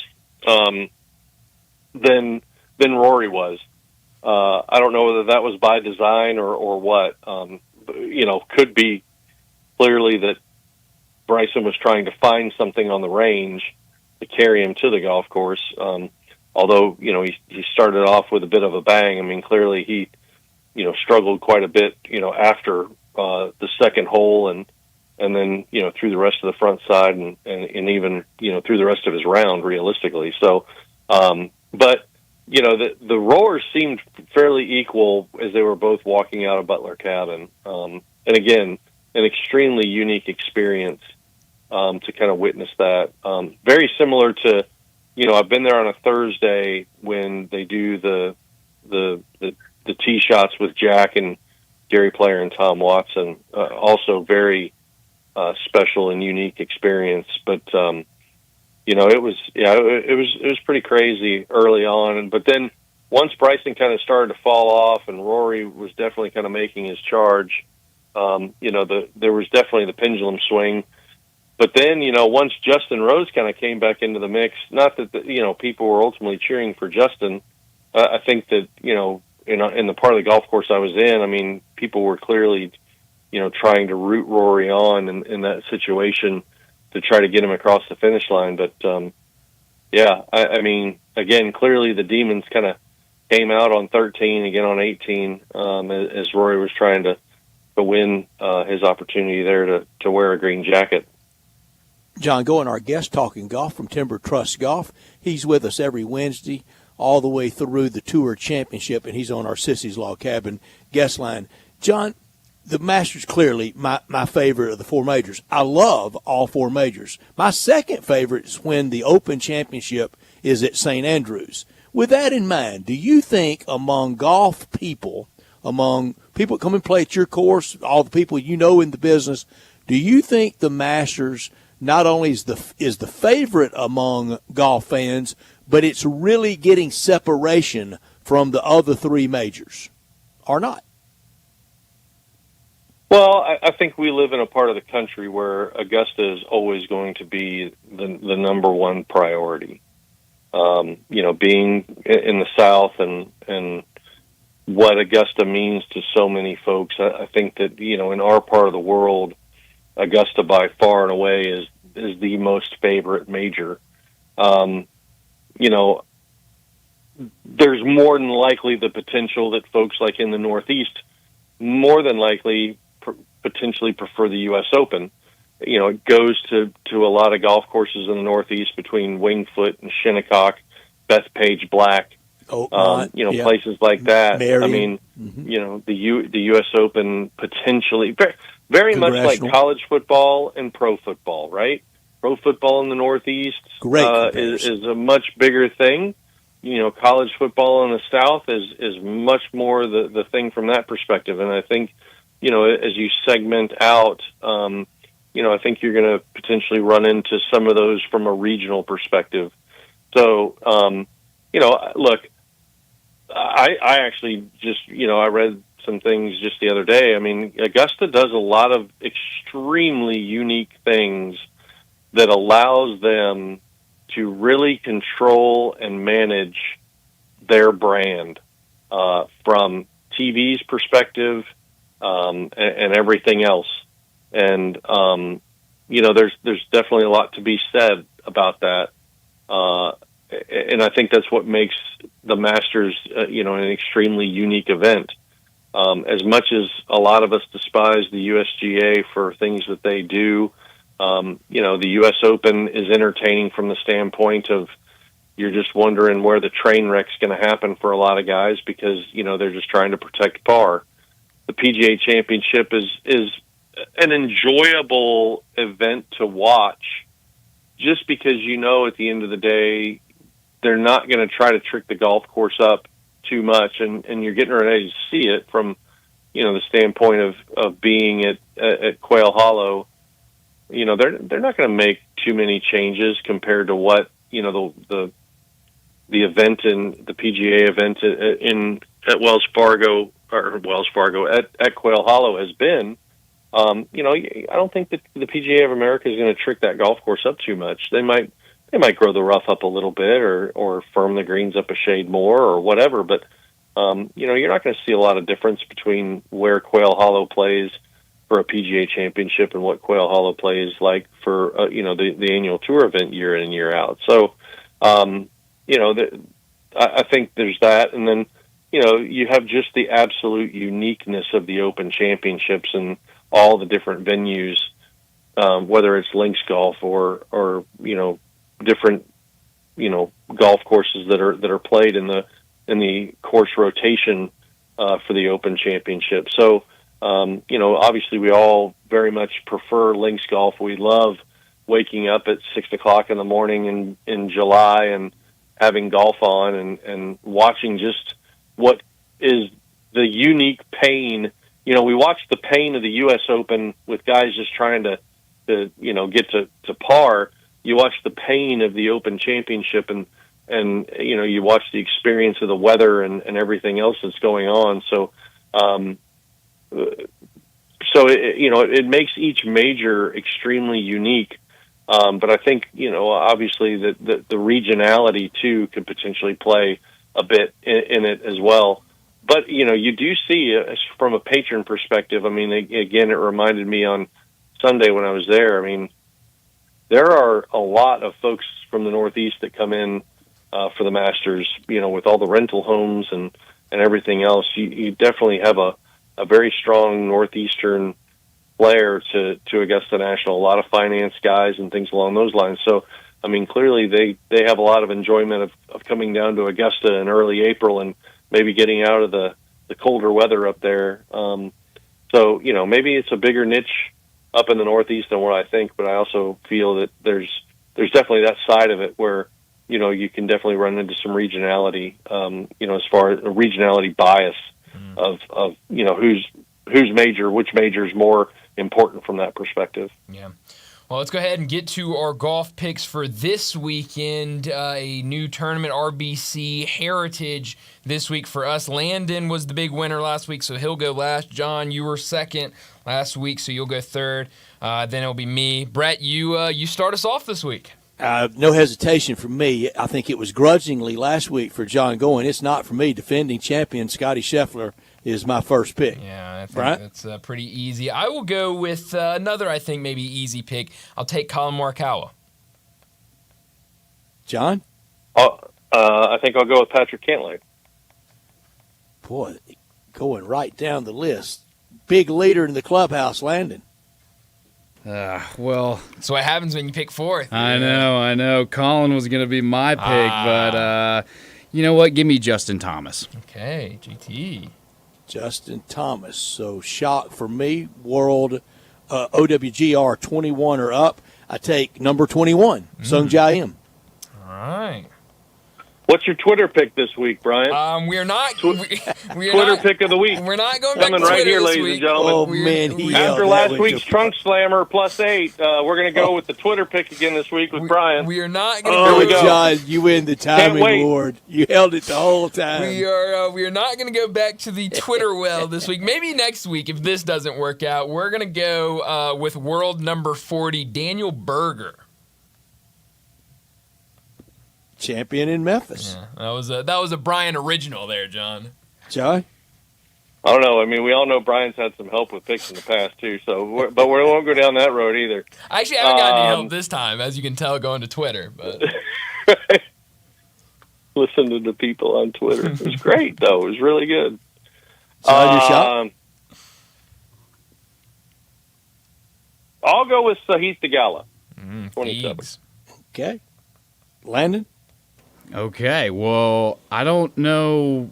I'm looking at the site, and Minwoo Lee's back in the field this week. He is. I'm sure you'd be really excited if I picked him, but I'm showing what my number 21 is, and I want to pick Corey Connors.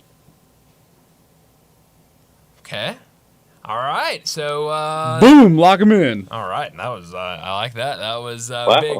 All right, well, those are the picks for this week, and we'll see how it plays out. John, before we let you go, tell us one more time how people can book and get around set up down at Timber Trust. Yeah, so, obviously we start off the week, not only the weekend, unlike most, you really get to kick your weekend off early. Thursday night, 2-man scramble. Friday's Good Friday. Saturday, you get your break, your hall pass to be able to get out and play golf. Sunday, of course, we're all tied in with Easter and all the festivities with our families, things along those lines.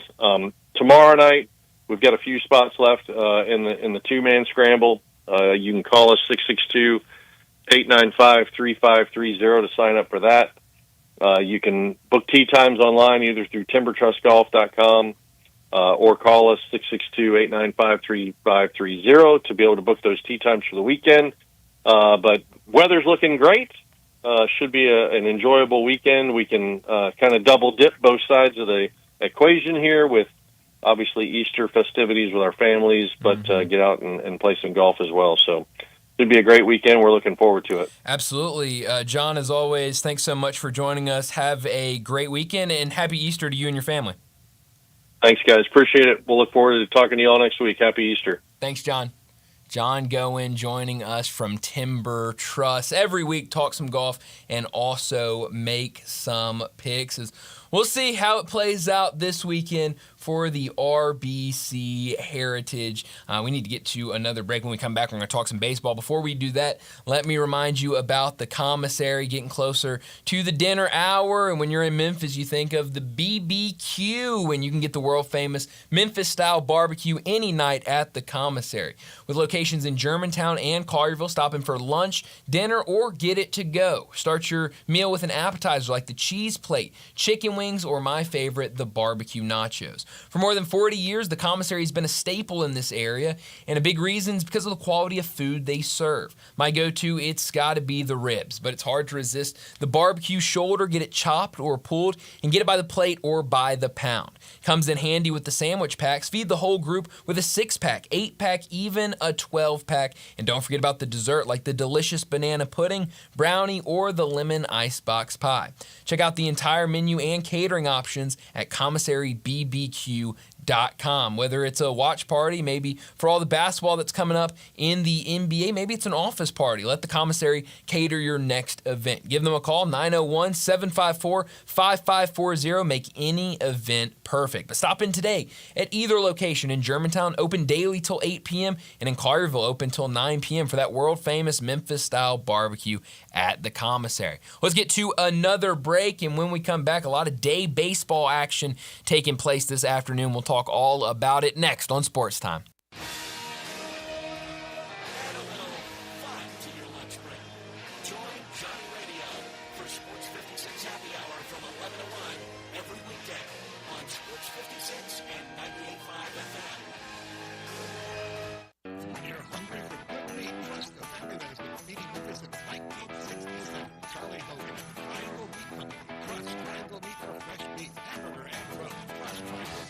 delicious pork thin chops and butt. And plus, Triangle Meat Company can chicken and grilled love. Feeding lots of folks, Triangle Meat Company has all the meat you need. Shop Triangle Meat Company, 8 to 5, Monday through Saturday, 4790 Summer Avenue, 901-683-1192. Fresh or frozen, big or small, plus Triangle Meat Company.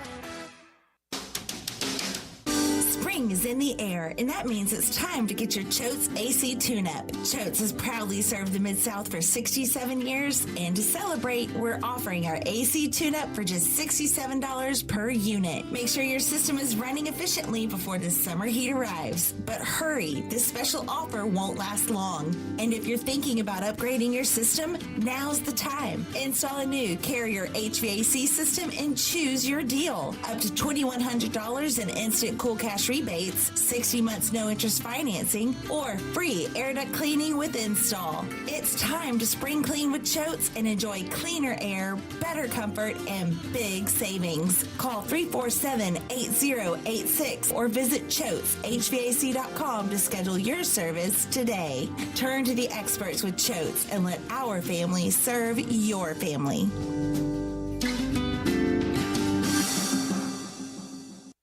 Where you can buy with confidence, because at Gossett Mitsubishi on the Pike, no current inventory is affected by new tariffs. So come find your new ride at Gossett Mitsubishi, like 2025 Mitsubishi Outlander PHEV plug-in hybrid with a combined range of 420 miles. We Gossett at only $349 per month. Or take your pick from new 2025 Mitsubishi Eclipse Cross or new 2025 Mitsubishi Outlander Sport. Your choice, we Gossett. Only $399 a month. That's a brand spanking new Eclipse Cross or Outlander Sport. $399 a month. Plus, peace of mind with Mitsubishi's 10-year, 100,000-mile powertrain limited warranty. So forget the tariffs and remember to get to Gossett Mitsubishi, 1870 Covington Pike, or online anytime at MemphisMitsubishi.com. If you want it, we got it at Gossett Motor Cars. SEO 11871, MSRP 46,000, Cross SC 007521, MSRP 29545, Sport SU 002440, MSRP 286, includes all rebates and incentives, PF 895, excludes tax title and license. See dealer for complete details. Offer valid through end of the month with approved credit dealer stock only. Since 1948, in the alley, the Rendezvous. I'm with John Vargas. John, what's going on in the Rendezvous? Brett, after 76 years, we've decided to expand our product line. Anyone who's tasted our ribs is familiar with our vinegar base. It's now available in the 32-ounce jar. It's so good to base or marinate all meats. I even put a little bit on turnip greens. Something we've been using at the restaurant or at our house has been the Greek seasoning. My father was a cook, but my mother was a chef. And she was the one that put Greek seasoning on everything from the Mediterranean diet or steak. My mom used it on soup, salad, veggies, fish, any meat. It's a great seasoning and a flavor enhancer. My brother Nick figured out salt and pepper is more than just McCormick's and Morton's. He's come up with the perfect blend we use to coat our shoulders and our brisket, and he used to make it for his friends as Christmas gifts, and they loved it. All these products are available at Rendezvous or online for shipping as gifts and in many grocery stores. And if they're not in your favorite grocery store, ask your grocer to stock it. A beloved family of families still going strong since 1948. Rendezvous. This traffic report brought to you by Triangle Meat Company, feeding Memphis since 1967. Open 8 to 5, Monday through Friday, 4790 Summer Avenue. Trust Triangle Meat Company. Sports 56 traffic. Good afternoon. Starting to build again on 240, getting on to 385 Bill Morris Parkway as you continue out towards Collierville. It's a little bit eventful out through there earlier, and then it started to thin out. Traffic's building over here on Sam Cooper going outbound at Perkins and Highland. It's also picked up as you come off the interstate there off I-40 on the Jackson going outbound on Austin P Highway. Dandelions, crabgrass, you want to get rid of all this, make your yard look really green this spring. Call Lawn Solutions at 867-5626. I'm Commander Chuck with your on-time traffic.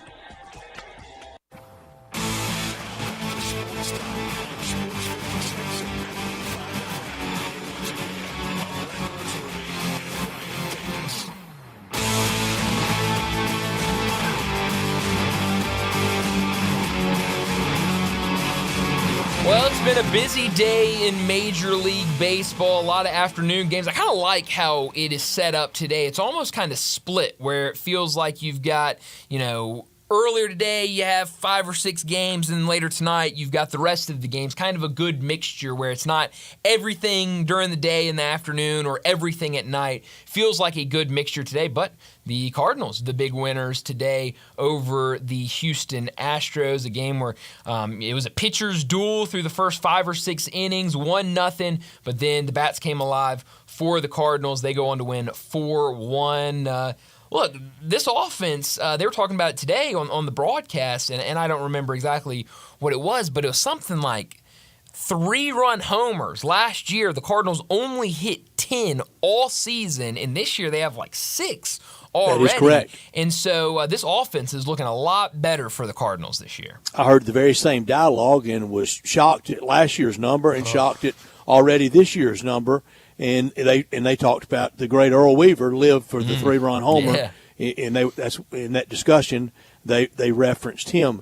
The pitching was there last night. That was a great game last night. So the Cardinals won 4 out of 6 in the homestand, except for the collapse at Fenway with the pitching in that one game. The pitching has been pretty good all year, pretty good.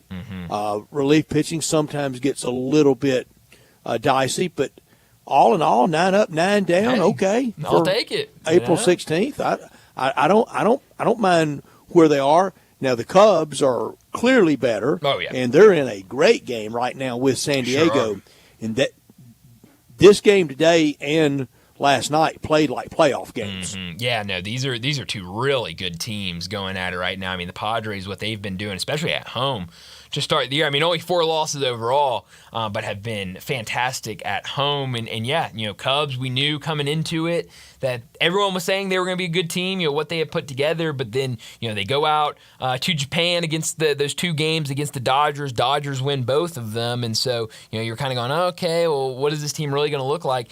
Since then, only 6 losses for the Cubs. So, no, they have looked really good.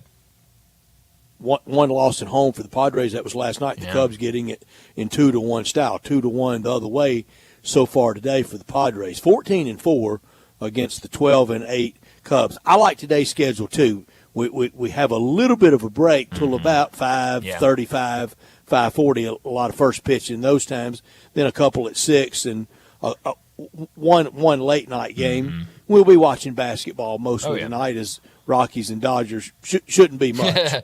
No, but I guess if you're a baseball sicko, that is the game for you. Late night Dodgers and Rockies. But no, the big story today was Spencer Strider returning to the mound for Atlanta. Obviously Tommy John last year missed a huge bulk of the season. We knew he was going to miss the start of this season. But first outing for him, he picks up the loss in a 3-1 loss against the Blue Jays. But he goes out there 5 innings, gave up 2 earned runs on 5 hits, 1 walk, did give up a home run, but did strike out 5. So I would say, all in all, a good game back for Spencer Strider after missing all that time. Just unfortunate. I mean, when he was pulled, it was 1-0, and then the Blue Jays tack on 2 more runs towards the end of that game. But I think all in all, coming off Tommy John, I thought a good sign for a Braves team that's really struggling, getting Spencer Strider back out there. And the Braves are really struggling. It's past scuffling. It's past kind of a lumbering start, 5-13 with the Blue Jays in that tough AL East. That all year, what that's going to be. And now we don't play in the division nearly like we used to. Yeah. That is a good point, and that'll change things, but you're right. I mean, when we're talking postseason and what it could look like, that could get really messy out there in that division. But they're off to a good start this season, and certainly the good news, getting Guerrero to sign that extension, that will be good for them. Some other finals today. Landon, your Mets in extra innings, 10 innings.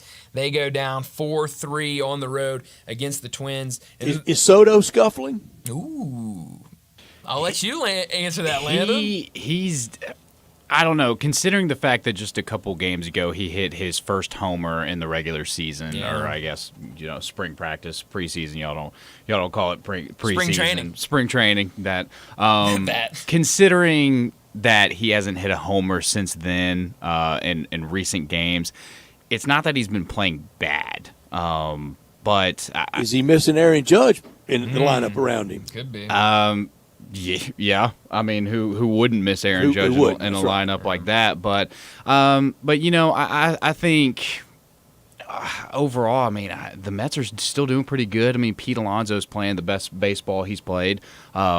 I mean, Nemo's been filling in spots. Lindor finally picked it up from his first, couple game struggles and whatnot. But, I still think there's some things to work out with Juan Soto. I don't think he's playing bad by any means, but he's definitely not playing up to the level of somebody who just signed a $750 million 15-year deal. Well, and it was a very friendly ballpark down the road with the Yankees. I mean, that is very hitter friendly, and Mets not so much. Not as much. No. City. Yeah, and so I think just getting acclimated to it, I think he'll be fine. I mean, we've seen really early. It's very early. We've seen this guy just mash everywhere, whether it's the Nationals, San Diego. Let everybody feel their hands a little bit.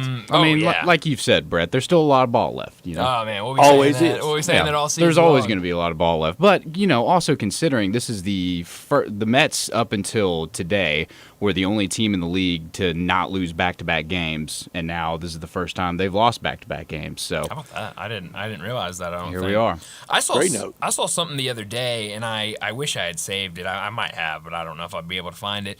But the kind of someone looked back at the details of the trade between the Padres and the Nationals, and I mean just the loot that the Nationals got back in that. I mean, it's all guys that are starting to pan out. It's guys that are now starting to see a lot of playing time for the Nationals and are their big stars. And for the Padres, doing really well right now, but that getting Soto really didn't benefit. They didn't benefit from that in terms on the field. They didn't make any deep postseason runs. They didn't. The Cardinals had to pass because they couldn't offer the package that Washington got back. And Washington, I mean, a really good. I mean, you look at that group that they got back. It was a ton of prospects at the time, but now those guys have gotten older, and now they're out there playing. Washington could finish over 500 this year. They definitely could. Here it is. I actually found it. So in that trade, the Padres got Juan Soto and Josh Bell. They gave up C.J. Abrams, Robert Hassel III, James Wood, who's playing really well, Mackenzie Gore, who I think you could say is their ace right now, and Jarlin Sasuna, another right-handed pitching prospect. I mean, a lot of those guys are seeing everyday playing time, number one pitcher. They got some good, and all those guys still very young. They got some good pieces back in that trade that are really panning out for them. And starting tomorrow for the Cardinals, 4 in Gotham against the Mets. That's right. So it's going to be hate weekend for us against Landon. How about that? I love a good hate game or a hate weekend. It is the best. So all 4 days of it. That's right. I can't wait. So that's going to be fun, Landon. Get ready, I guess. Let's go Mets. Wear all your Mets gear the next couple of days. I'll be ready. Box score said 30,000 and change today at Busch Stadium. There's fudging, and then there's fudging. Yeah, that was nowhere near the stated number, but whatever. I guess breakout FedEx Forum scan count on that. Yeah, I maybe taking the same numbers, maybe the same people doing the scan count for both of those, because no, it was. And I know we talked about maybe you get a couple wins, string a couple wins together, and you get a day game and get some excitement, but it's just for whatever reason people are not wanting to go out to those games. The old excuses that the Cardinals used to be immune to, weeknight, school night, still in school in April, into May. So let's see around Memorial Day that all the people used to use that excuse, and a lot of times it's correct. Sure. Memorial Day usually is when they kind of restart after the big opening day crowd. So for the Cardinals, maybe that series or going into Memorial Weekend against Arizona, if they're still around 500, a little better, see if that picks up. Yeah, I hope so. Then into June, host the Dodgers on a weekend. That used to be guaranteed 45,000. Absolutely. And so that will really be a litmus test when those dates come around. Last thing that I want to say about baseball, I mentioned you got to be a sicko to watch Rockies and Dodgers late night. That's not fair because it's the Dodgers playing. Everybody wants to watch the Dodgers. Real sickos, 6:40 tonight, Athletics on the road at the White Sox. I mean, that is that's a game that you're trying to torture yourself by watching that game. Yeah, you got to really want to watch. I do have it in my notes to keep an eye on that one. I don't really know why I had it in my notes, though. I'm all in, Brett. Let's keep an eye on it. I got this in my notes. Happy Easter from everyone at All-Star Chevrolet, to all our listeners out there. Hope they want to wish everyone a happy Easter and hope everyone and their families are enjoying the holiday season. If you want to know where all the Chevys are, head to Olive Branch. That's where the deals are as well, right there in Olive Branch at All-Star Chevrolet. Save thousands on your new Silverado truck. Financing as low as 2.9 for 72 months. A new 2500 HD with financing as low as 3.9 and no payments for 90 days. Nothing beats having no payments most of the summer, and you'll get it at All-Star Chevrolet. First exit into Mississippi on Kraft Goodman Road off of Highway 78. If you're law enforcement, first responder, healthcare worker, military, educator, recent grad, you get an extra $500 bonus back. All-Star with all the late model pre-owns you can be looking for. Camaros, Equinox, Suburbans, Tahoes, and a ton of Silverados. If you have any vehicle you want to sell, bring it to All-Star and get the most money back for it, whether you bought it from them or not. Drew DePriest and his great team wishes everyone a happy Easter month. Together, let's drive, and for more information, let's head to allstarautogroup.com. Let's get to another break, and when we return, it will be time for our big number of the day. That's coming up next on Sports Time. Join the voice of the Tigers, Dave Woloshin, for Wolo and Friends. Weekday mornings from 10 to 11, here on Sports 56 and 98.5 FM. You know, sometimes I wish I had a gun. Well, I'm armed, but before I bought one, I still went to Top Gun Academy to learn to protect myself without a gun. How is that possible? Top Gun's personal protection training. It's perfect if you want to protect yourself without firearms. I don't know. And it's perfect if you feel the need to carry a gun for self-defense, because the last thing you really want to do is shoot. That is scary. Not at Top Gun. It's very comfortable, and you learn to load, handle, and shoot a handgun safely. Protect yourself. Go to Top Gun Academy. They're at 2770 Winton Road. Chris Price here with Metro Builders Memphis. In the wake of the large storm systems that passed through the Mid-South, our 8 shingle crew, 3 TPO commercial flat roof crews, and even 2 metal and tile crews are all out assisting policyholders. We won't stop until all have been restored to pre-storm condition. Many homes throughout the Mid-South were hit by hail, 1 inch, 1.5 inch, and yes, even 2 inch hail fell in the Mid-South. Many times hail damage will go unnoticed. Many people think it's no big deal. However, shingles and yes, even metal roofs are compromised. In time, show signs of leaks and on metal leaks, rust due to breaking the coating, which in turn ends up leaking. If you had hail and high winds, look up, or better yet, have us come look up for you. Water left on the tiller will turn into health issues in the home and business. Our staff will perform inspections free. That's right, free. Inspections of all the roof, attic, and interior to ensure that no shingle panel or insulation go unturned. Call Metro Builders now. Call us. 375-1717. That's 375-1717. Or check us out online at metrobuildersmemphis.com. Showboats fans, the boats are back in action at Simmons Liberty Stadium on Sunday, May 11th, as they face the St. Louis Battlehawks with kickoff scheduled for 2 p.m. Come see all the football action of the UFL and join us as we celebrate our mascot Skipper's birthday. Treat Mom to a Mother's Day she'll never forget with more fun, more excitement, and more Showboats football. Get your tickets today at UFLShowboats.com.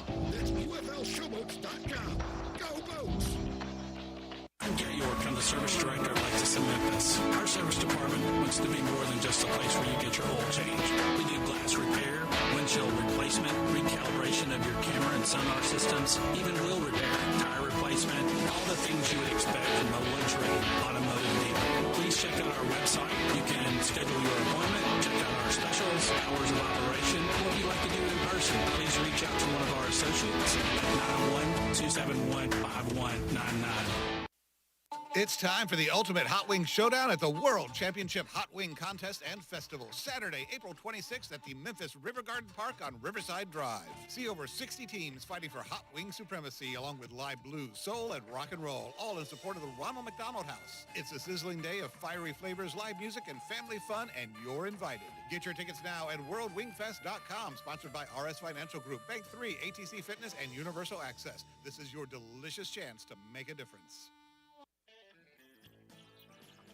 Hi, this is Troy Fiveash, owner of Fiveash Roofing.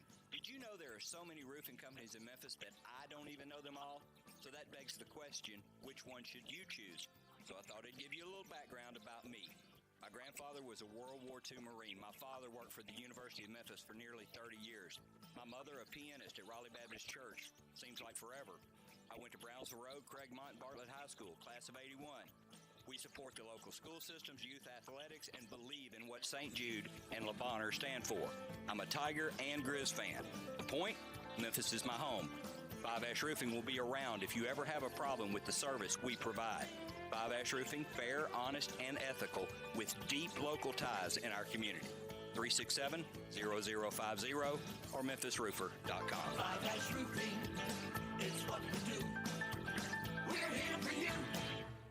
Tito's Handmade Vodka is America's favorite vodka for a reason. From the first legal distillery in Texas, Tito's is 6 times distilled till it's just right and naturally gluten-free, making it a high-quality spirit that mixes with just about everything. From the smoothest martinis to the best Bloody Marys, beyond the bottle, Tito's has gained a reputation for giving back, teaming up with nonprofits around the world to serve its community and do good for dogs. Make your next cocktail with Tito's and learn more at Tito'sVodka.com. 40% alcohol by volume, mainly 80 proof, crafted to be savored responsibly. Drivers who switch and save with Progressive could save hundreds. With that kind of money,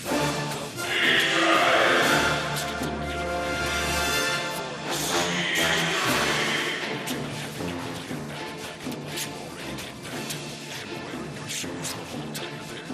Can't put a price on that kind of luxury. And you have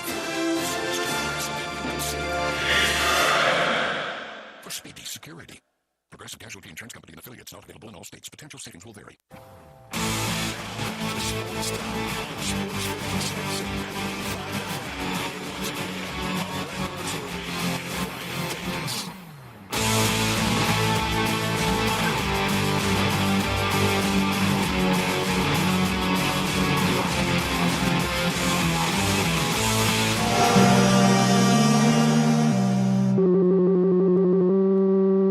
Big Daddy. Hello, Big Brand. It's a guy, he wants to be big, then he gets big, he doesn't want to be big anymore, then he gets small, but the suit's too big. Big Daddy. The big boy. You're a big guy. I think she's trying to pull a fast one on Big Daddy. The big number of the day. Well, I mentioned earlier that you have to be a sicko to watch the Athletics and the White Sox tonight, but here's maybe a reason to watch the Athletics tonight. It has to do with my big number. It is the number 3. Tyler Soderstrom of the Athletics already has 3 multi-home run games this year. He's the first player in MLB history to have 3 in a season before the midway point in April. Prior to 2025, the earliest date for a player to have his 3rd multi-home run game of a season was April 20th. That came all the way back in 2001. So Tyler Soderstrom for the Athletics, he is cooking with the long ball right now. The A's will finish over 500. I think they will. They're a fun team to watch. I mean, Kotsay doing a good job. My preseason AL Manager of the Year, remember? He was, wasn't he? Yeah. All right, gets a little involved here with my big number at 7. Cam Ward will be the number 1 pick. He will be the 7th quarterback taken in the history of the Titans and even back to the Oilers franchise in their history. He will be the first-round pick next week. They've only had the number 1 overall pick 2 times. The last time they took Earl Campbell in 1978. The other time before that, 1973 with John Matuzak. Wow. Here are their other first-round quarterbacks. Dan Pastorini with the 3rd pick overall. Jim Plunkett went 1, Archie Manning 2, Dan Pastorini went 3, and he was a really good player. Jim Everett, 86, never played a game for him. The great Steve McNair in 95. Vince Young in 06. Jake Locker, 2011. Marcus Mariota in 2015. So the Titans have tried a lot of different things at quarterbacks through the years. Some hit, some didn't. Pastorini did, Steve McNair did, Vince Young did not, and Mariota did not. No, they and did Vince not. Young is still without a Heisman Trophy. Well, yes, which is crazy. Marcus Mariota's still with one. That is also true. Cam Ward, he's a funny guy. Last night he went live while gaming. I don't know if you saw this, Brett, but was live. I know Landon saw it. He was live last night gaming, and it was him and someone else on there, and they started talking NFL and different things, and he got asked his top 4 current running backs in the NFL, and he goes, well, if I had to go with my top 4 running backs, I'd probably have to start with Tony Pollard, and then, Tyjae Spears, he's got to be in there as well. And then, a little bit later. So you're going to be a Titan. Right. A little bit later, they asked him for his top 4 wide receivers, and he goes, man, I've got to start with Calvin Ridley. And then he named a couple other wide receiver, and then he goes, Traylon Burks got to be in there. He's got to round out the list at number 4. So he is, favorite place to live in the country. Yeah, I think we go with Nashville on that one. Yeah, no doubt now that Cam Ward is going to be a Titan. He's going to be. I know it's a TV show. I know they want to get promotion. We got to be able to cut it a little bit, don't we? Well, here's what I don't want to. I mean, there have obviously been years where we don't know who's going to go number 1, and there's some. They're dealing. Sure, and there's things going on. There have been years where kind of the couple minutes before the draft starts, you kind of get a report, hey, so and so they've locked in, they're going to draft this guy, and so there's kind of that banter about like, oh, who are they going to take? This year, everybody in the world knows Cam Ward is going to go number 1, but we all know what's going to happen. The clock's going to start, and everyone on that desk is going to go, well, you could go with Cam Ward and what he brings at the quarterback position. We don't need B-roll. And then someone else is going to come in and go, well, they could do this. And, you're going to have all the B-roll and everything about Cam Ward, and then they'll make the pick. But I'm with you. Let's speed things up. Let's get 1. Let's get 2. And then the rest we can work slow. Aaron McNair, greatest quarterback in Oilers Titans history. Absolutely. Hands down. Absolutely. And the toughest guy ever. Oh, man. And a good guy here to deal with. Just horrible circumstances around his death. Yeah, really, really bad. But it looks like it's going to be a new quarterback in Nashville here in a little bit more than a week, and we'll see what the Cam Ward era brings in Nashville. I'm excited about the draft here in a week, and definitely excited as we get to the weekend to see if any of those Tigers get their names called. I feel like at least one will. I feel pretty good. Seth Hennigan will get his name called, but it will be fun to see it all play out over the weekend. And I'm not making excuses. There will be a point where you almost don't want him drafted, where he can be a little bit selective on where to land and try to make a team. Yeah, and that's definitely part of it. We've not seen, stuck somewhere. Yeah, I mean, we've seen guys come out of Memphis and not get drafted and get picked up. He's much better than that. He should be taken. Yeah. I absolutely think so. Late 3rd, early 4th, in my opinion. Oh yeah, I'm with you. But we've seen guys that have had to be undrafted free agents, but they've gone and they found a spot that works for them, and then they go out there and they make the roster and put together good career. So maybe that's what Seth Hennigan will have to do, but we'll find out next weekend, see how it all plays out. The portal is wide open, man. isn't it? Oh geez, man. LSU running back John Emery has entered the portal, according to Pete Nakos. Wow. This will be his 7th season of college football. All right. Wow. I guess use it if you got it. I guess so. At some point, haven't you gotten your chance to play college football? Yeah. At some point, you've done it all. You can just hang it out. How about Cal? I mean, what was it? 4 running backs entering the portal, and then I think a 5th one jumped in. I think they've had 5 running backs enter the portal in 48 hours. You have on the roster? I mean, that's the question. And now it sounds like Nico is going to land. I think the Athletic reporting that he's going to land at UCLA. So going back to California, UCLA. Interesting enough, that's where his brother had committed and then flipped. Kind of jilted him. Yeah, on signing day. And so that's why I kind of didn't know if that was going to work out. He ended up signing with Arkansas, but stunning.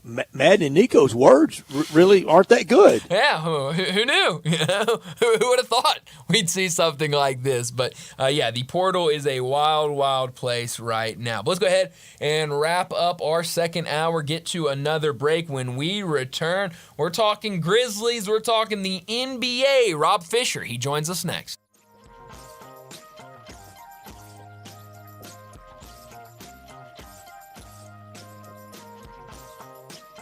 It's time Showdown at the World Championship Hot Wing Contest and Festival. Saturday, April 26th at the Memphis River Garden Park on Riverside Drive.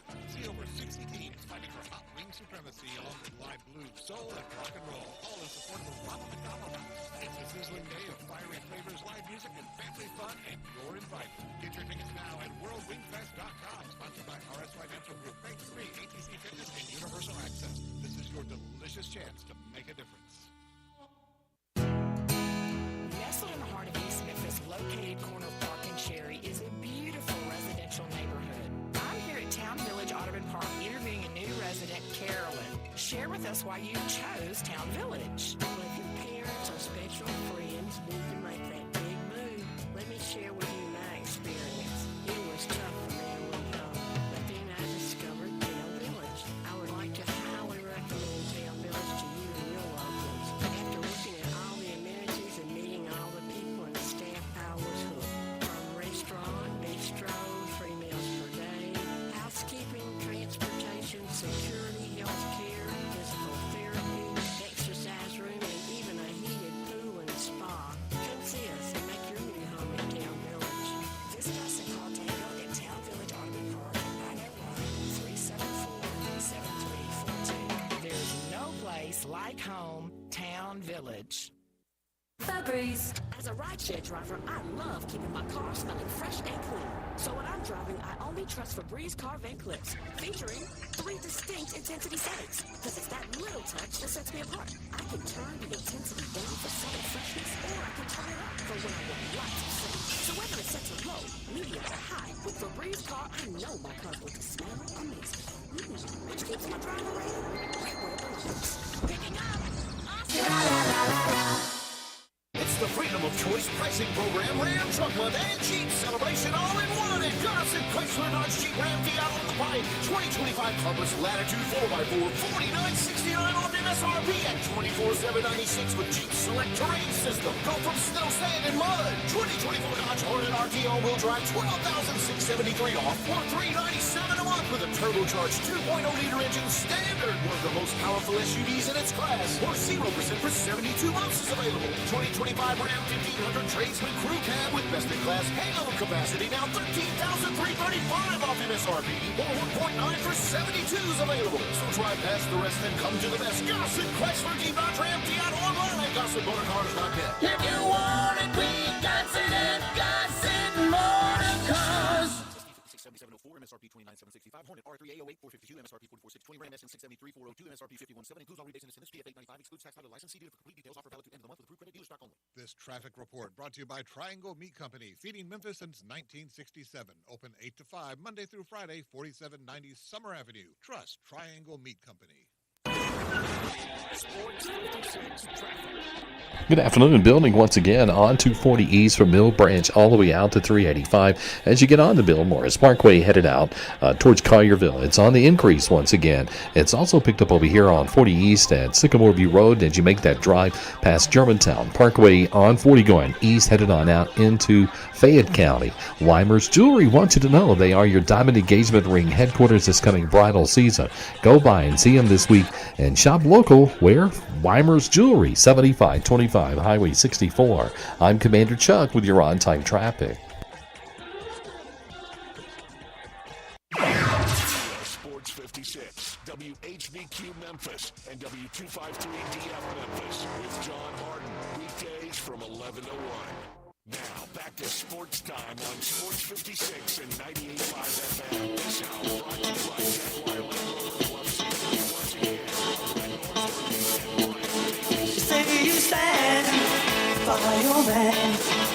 Tell me something I don't understand. Welcome back into Sports Time. Bryant and Brett with you live and local inside our Family Leisure Studios as we start our third and final hour. And joining us now, talk some Grizzlies and the NBA, Rob Fisher from FanDuel Sports Network. He joins us now. Rob, thanks so much for joining us. Let's start with last night's game, a loss, a 121-116 loss to the Golden State Warriors, a game where the Grizzlies trailed by as many as 20 points in that that first half, battled back, closed the gap, had that opportunity, down 3, inbounding the ball, couldn't get it in, 5-second violation. Warriors go on to win by 5. What did you make of last night's game for the Memphis Grizzlies? Well, I think the game went almost exactly how I thought it would go.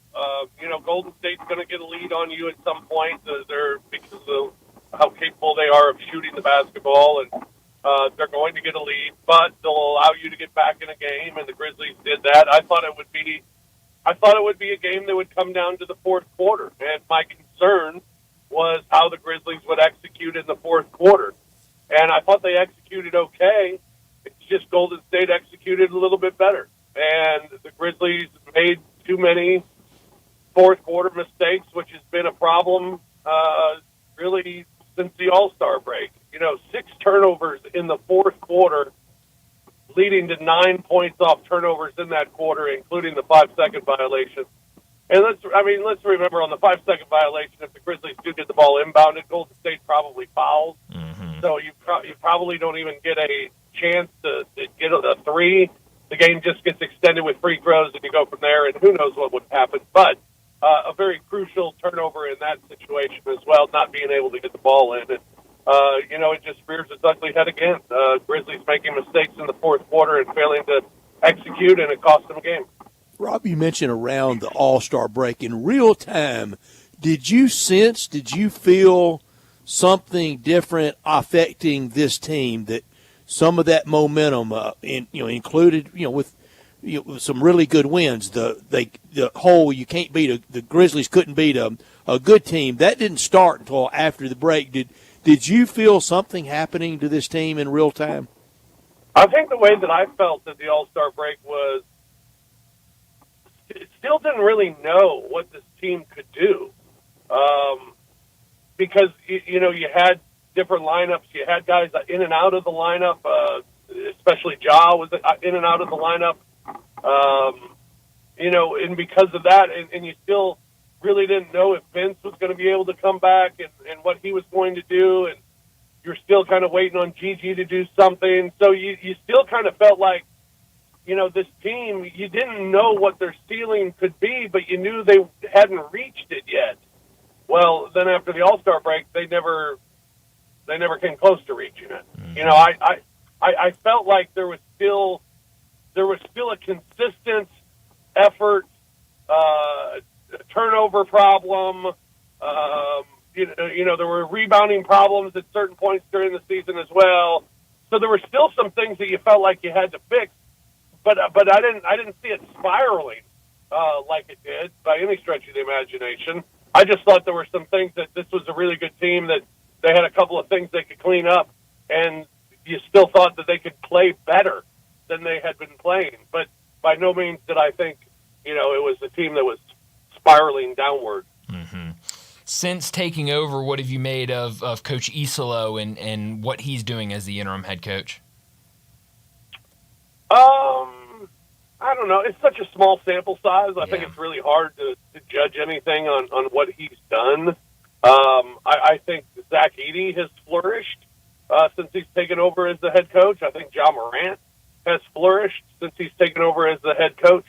I think that, I think they've played hard, for the most part. And that's a concern when you make a coaching change. Does the team just tank it, or do they keep playing hard? And I thought they've kept playing hard. They've kept competing. It's just it's a matter. I think now when you look at it, it's a matter of player execution more than it is coaching. In what the Grizzlies' troubles are right now. Rob, you've covered every sport so well for a long time, know it well, know this team well, you know this market well. The finger pointing and the blame game, it's dizzying right now. I said earlier today, all the people that want to blame Zach Edey for last night, he's the last person to blame, I think, for last night. I agree with that. I mean, heck, he pulled down 17 rebounds, and that's where he needed to dominate this game, was on the glass, and he did. The Grizzlies won the second chance points, something that they've struggled with as well here since the All-Star break. They won that battle. They won the rebounding battle. I think it gave them a chance to win. Plus, he got, 14 points as well last night? And his plus minus, he was a plus 6. So, yeah, are there times when you can get frustrated with him losing the ball or not being able to pull down a rebound? Sure, there could be times, or not going up straight for a basket, sure. But I think the thing I've taken from Zach Edey is the way he's played here in this last month.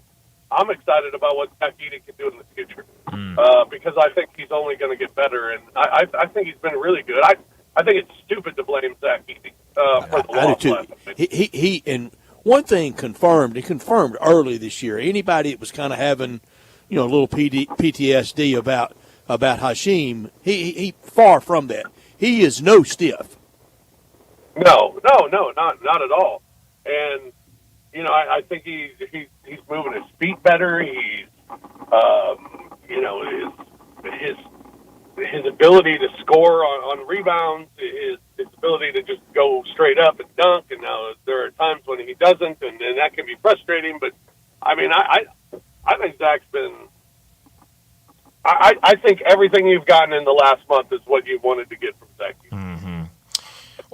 Speaking of Zach Edey, the other big man, Jaren Jackson Jr. last night, 18 points, 6 rebounds, 4 assists, only 6 for 15 from the field. What did you make of what Jaren showed last night? And then the reports coming out, I think it was DeMichael Cole that tweeted it out, Coach Isolo after the game saying that they went with Zach Edey on Jimmy Butler because they did not want Jaren Jackson Jr. getting into foul trouble. What did you make of those comments?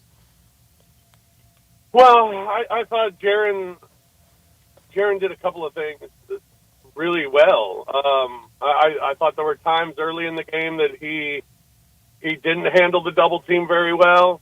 I thought there were times early in the game that his shots were very flat, almost line drives that he was throwing at the basket. But then I thought in the second half he made some huge shots, some big, timely shots. So I thought it was an up-and-down game for Jaren. I don't think it was his best game by any stretch of the imagination, but I don't think he was terrible. I thought he was fine. I thought you got a lot of what you want. I think it's tough for Jaren to score when you're playing the team that's the number one defensive team in the league since they picked up Jimmy Butler. Yeah. I think it's going to make it very difficult on the Grizzlies, and it'll make it very difficult on Jaren Jackson Jr., and he's got to learn how to play out of those double teams, and I thought he did a decent job of it last night. Not a great job, but I thought he did a decent job. And the Grizzlies did lose to the Golden State Warriors with 3 Hall of Famers on it. Yeah, I mean, it doesn't make it any better, but you're exactly right. I mean, when you take on this Golden State team, you're taking on 3 of the highest IQ players in the league with Steph, Draymond, and Jimmy Butler.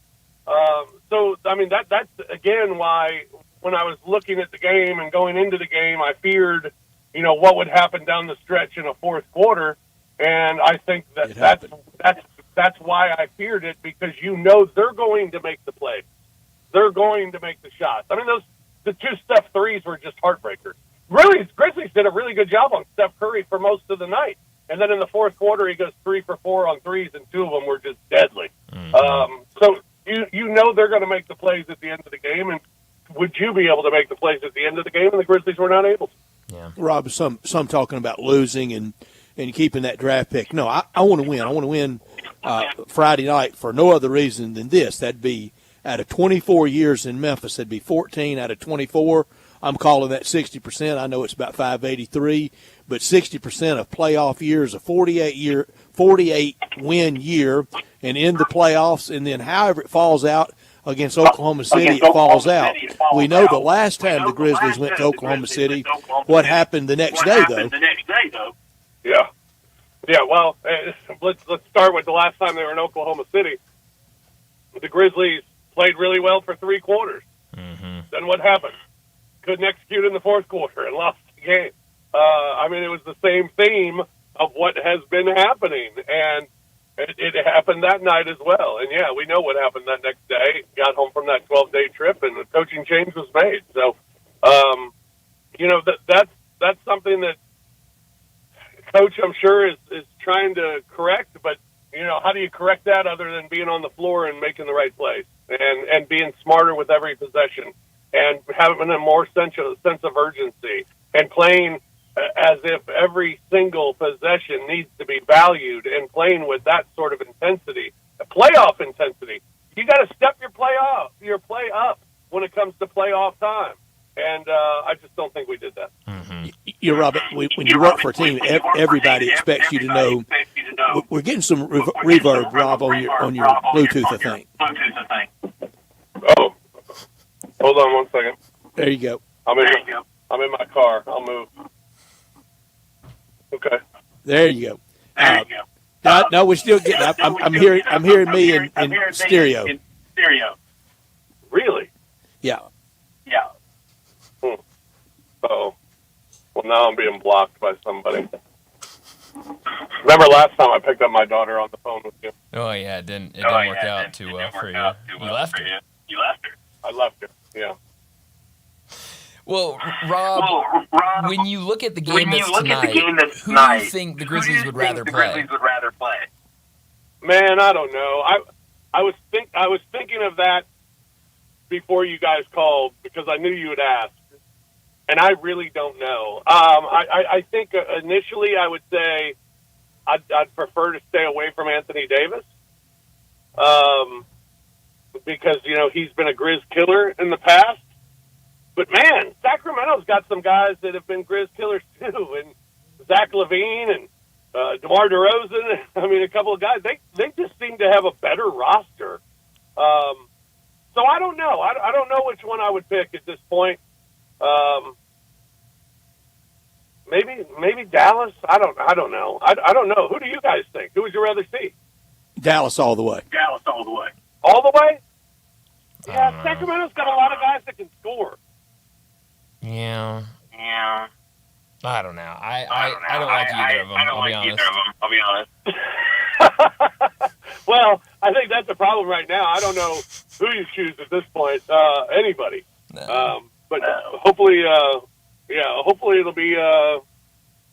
Hopefully it's going to be a Grizzlies win and we can get to the playoffs. I mean, I was talking to Brevin Knight earlier today. We did our podcast Night Court earlier today, and I told him, I said, going into this Friday game feels like you're down 3-0 in a series. Mm-hmm. It's like because your prize is to take on Oklahoma City in best of 7 series.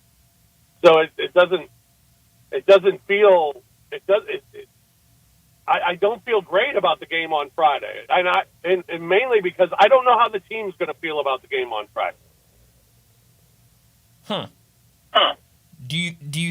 I mean, what do you mean by that? I guess. Expand. Well, I think when you're a professional athlete, all the energy that you spent last night, and last night was kind of a. If we beat this team, we can be the 7 seed. We're in the playoffs. We take on the Houston Rockets. Let's take our chances with the Houston Rockets. And they're a young team. They haven't had this experience. We can get them. Let's go and start this second season. Then you lose in the fashion that you did last night, and now you go into this game Friday thinking, all right, if I win, I take on Oklahoma City for a best of 7. That's not going to go well. And if that's your mentality, well, what sort of effort do you come out and play with on Friday? I think you're right. We'll see what happens. Rob, as always, we're still getting some reverb from you, so we're going to let you go. We appreciate you joining us, and we'll talk with you again next week as we'll have a whole lot of playoff action. Thank you, Rob. Thanks, Rob. Rob Fisher joining us every week from now until the end of the playoffs to talk the NBA. And next week, we'll definitely get into a lot of the playoff action with him. And at that point, we'll know. Either we'll be talking about the Grizzlies in the offseason and what that looks like, or we'll be talking about a first round with OKC. I want Dallas. I think I want Dallas.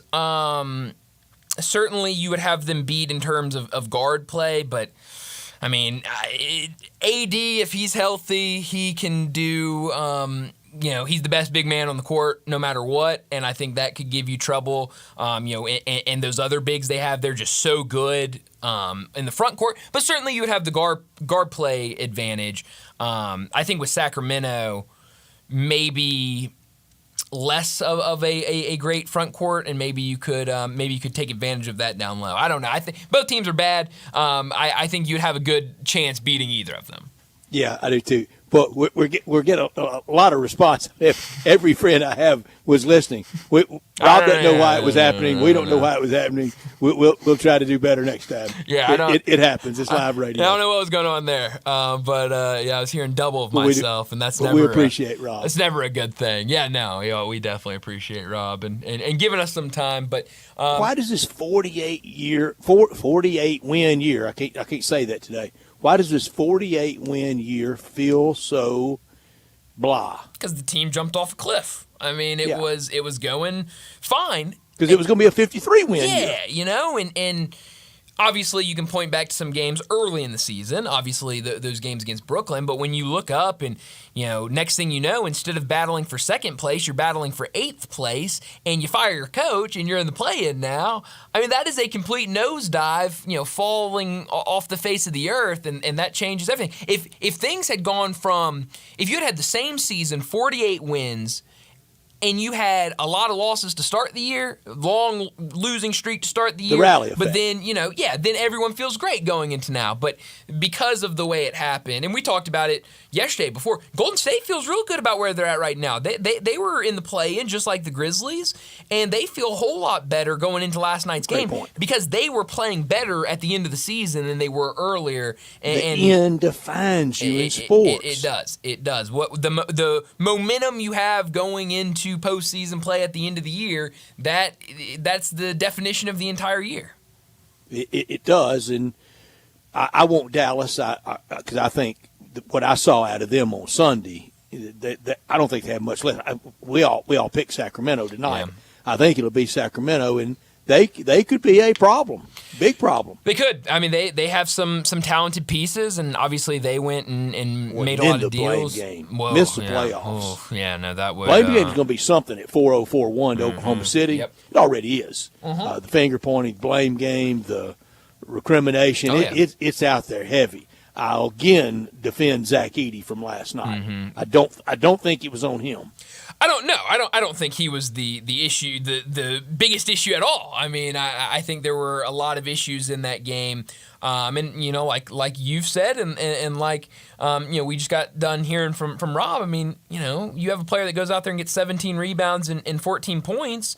That is a good Imagine game. if he doesn't get those, what that deficit would have got to. And it'd been too much to even attempt to come back. Yeah, I think he's just, he's young, and there are things that he's going to have to grow through and things he's going to have to improve on, and that's every player. And, I think it was just unfortunate that a lot of that came on the offensive end last night, and those are a lot more glaring than people that have maybe defensive issues. But no, I don't think Zach Edey was the problem at all last night. We want home playoff games. You know who doesn't? Who's that? Nico Harrison. Oh, man, no, not at all. No, I mean, Nico would be completely fine if the season ended tonight. Call it a season and I mean, I think them doing that press conference yesterday while the team is boarding a flight to go to a win-or-go-home game, I think that told you everything you need to know about how at least the front office for Dallas views this season and kind of the way it ends, because they don't care about what's going on the court. Nobody does in Dallas right now. That was bad looking. Now some of the ones that were invited, they're telling everything that went on. And it's even less flattering. Yeah, I mean, it's just I talked about it yesterday. I made a point. There was a Dallas podcast that went live, and one of their guys was in attendance, and just he had kind of a transcript in front of him, and just kind of going down of the things that were said. It was just you could not believe some of the things that could he was they make sharing. notes? Yes, okay. Yeah. At least it seemed like he had a document that he was kind of typing everything out on, kind of transcribing it, and then was kind of relaying it. But yeah, no audio or video recording could be used. And if media relations director if they were ordered to do that from on top, okay. But if that was just their bright idea, yeah. They won't get many more swings at bright ideas. Now I don't know whose idea it was, but it was a really bad one, and one that I think a lot of people would advise you, hey, let's not do that. That is not something we should be doing. That wouldn't have gone over in 1970. No, not at all. And so just very head scratching, but a good chance that season ends tonight. And it sounds like ESPN has a big story ready for whenever the Maverick season is done, about a lot of behind-the-scenes stuff this season in Dallas. So why are we waiting? I don't know. That's a good question. But it sounds like that's coming out the day after they are eliminated. Whether that's tonight, whether it's Friday, whether it's down the road, that story's coming out on ESPN. Well, if it's big breaking news, we need it now. I agree. But it seems like ESPN likes to do this. We got it last year with Cleveland, where it was everything's going great. Now, that was a different situation. Things seemed like they were going fine. First round exit. The next morning, there's a long story on ESPN talking about how most of the players did not like JB Bickerstaff. They didn't like the system. They were at each other's throats. They wanted out. They wanted trades. They wanted contracts. And we got that the day after. It sounds like we're going to get the same thing this year with Dallas. I wonder how the story, when we get it, how it will, what light it puts Mark Cuban in. What I have heard, very limited, it sounds like it might be a pretty good light. I felt that coming, and I'll bet you he's been working with the writers of said story. I don't remember where I saw it, but people have been kind of talking about it, how it's coming. ESPN has it. They're waiting on it. And I saw something that said something like it's gonna talk more about how the front office has pushed Dirk Nowitzki and Mark Cuban out or something like that. So I would think that it's probably going to paint him in a very flattering way. And I told you months ago, I've been told by league insiders that the Adelson family, and I think it's a son-in-law, grandson, somebody not named Adelson, they've told him to stay away. Yeah. That we don't even want you around the building. And no decision making.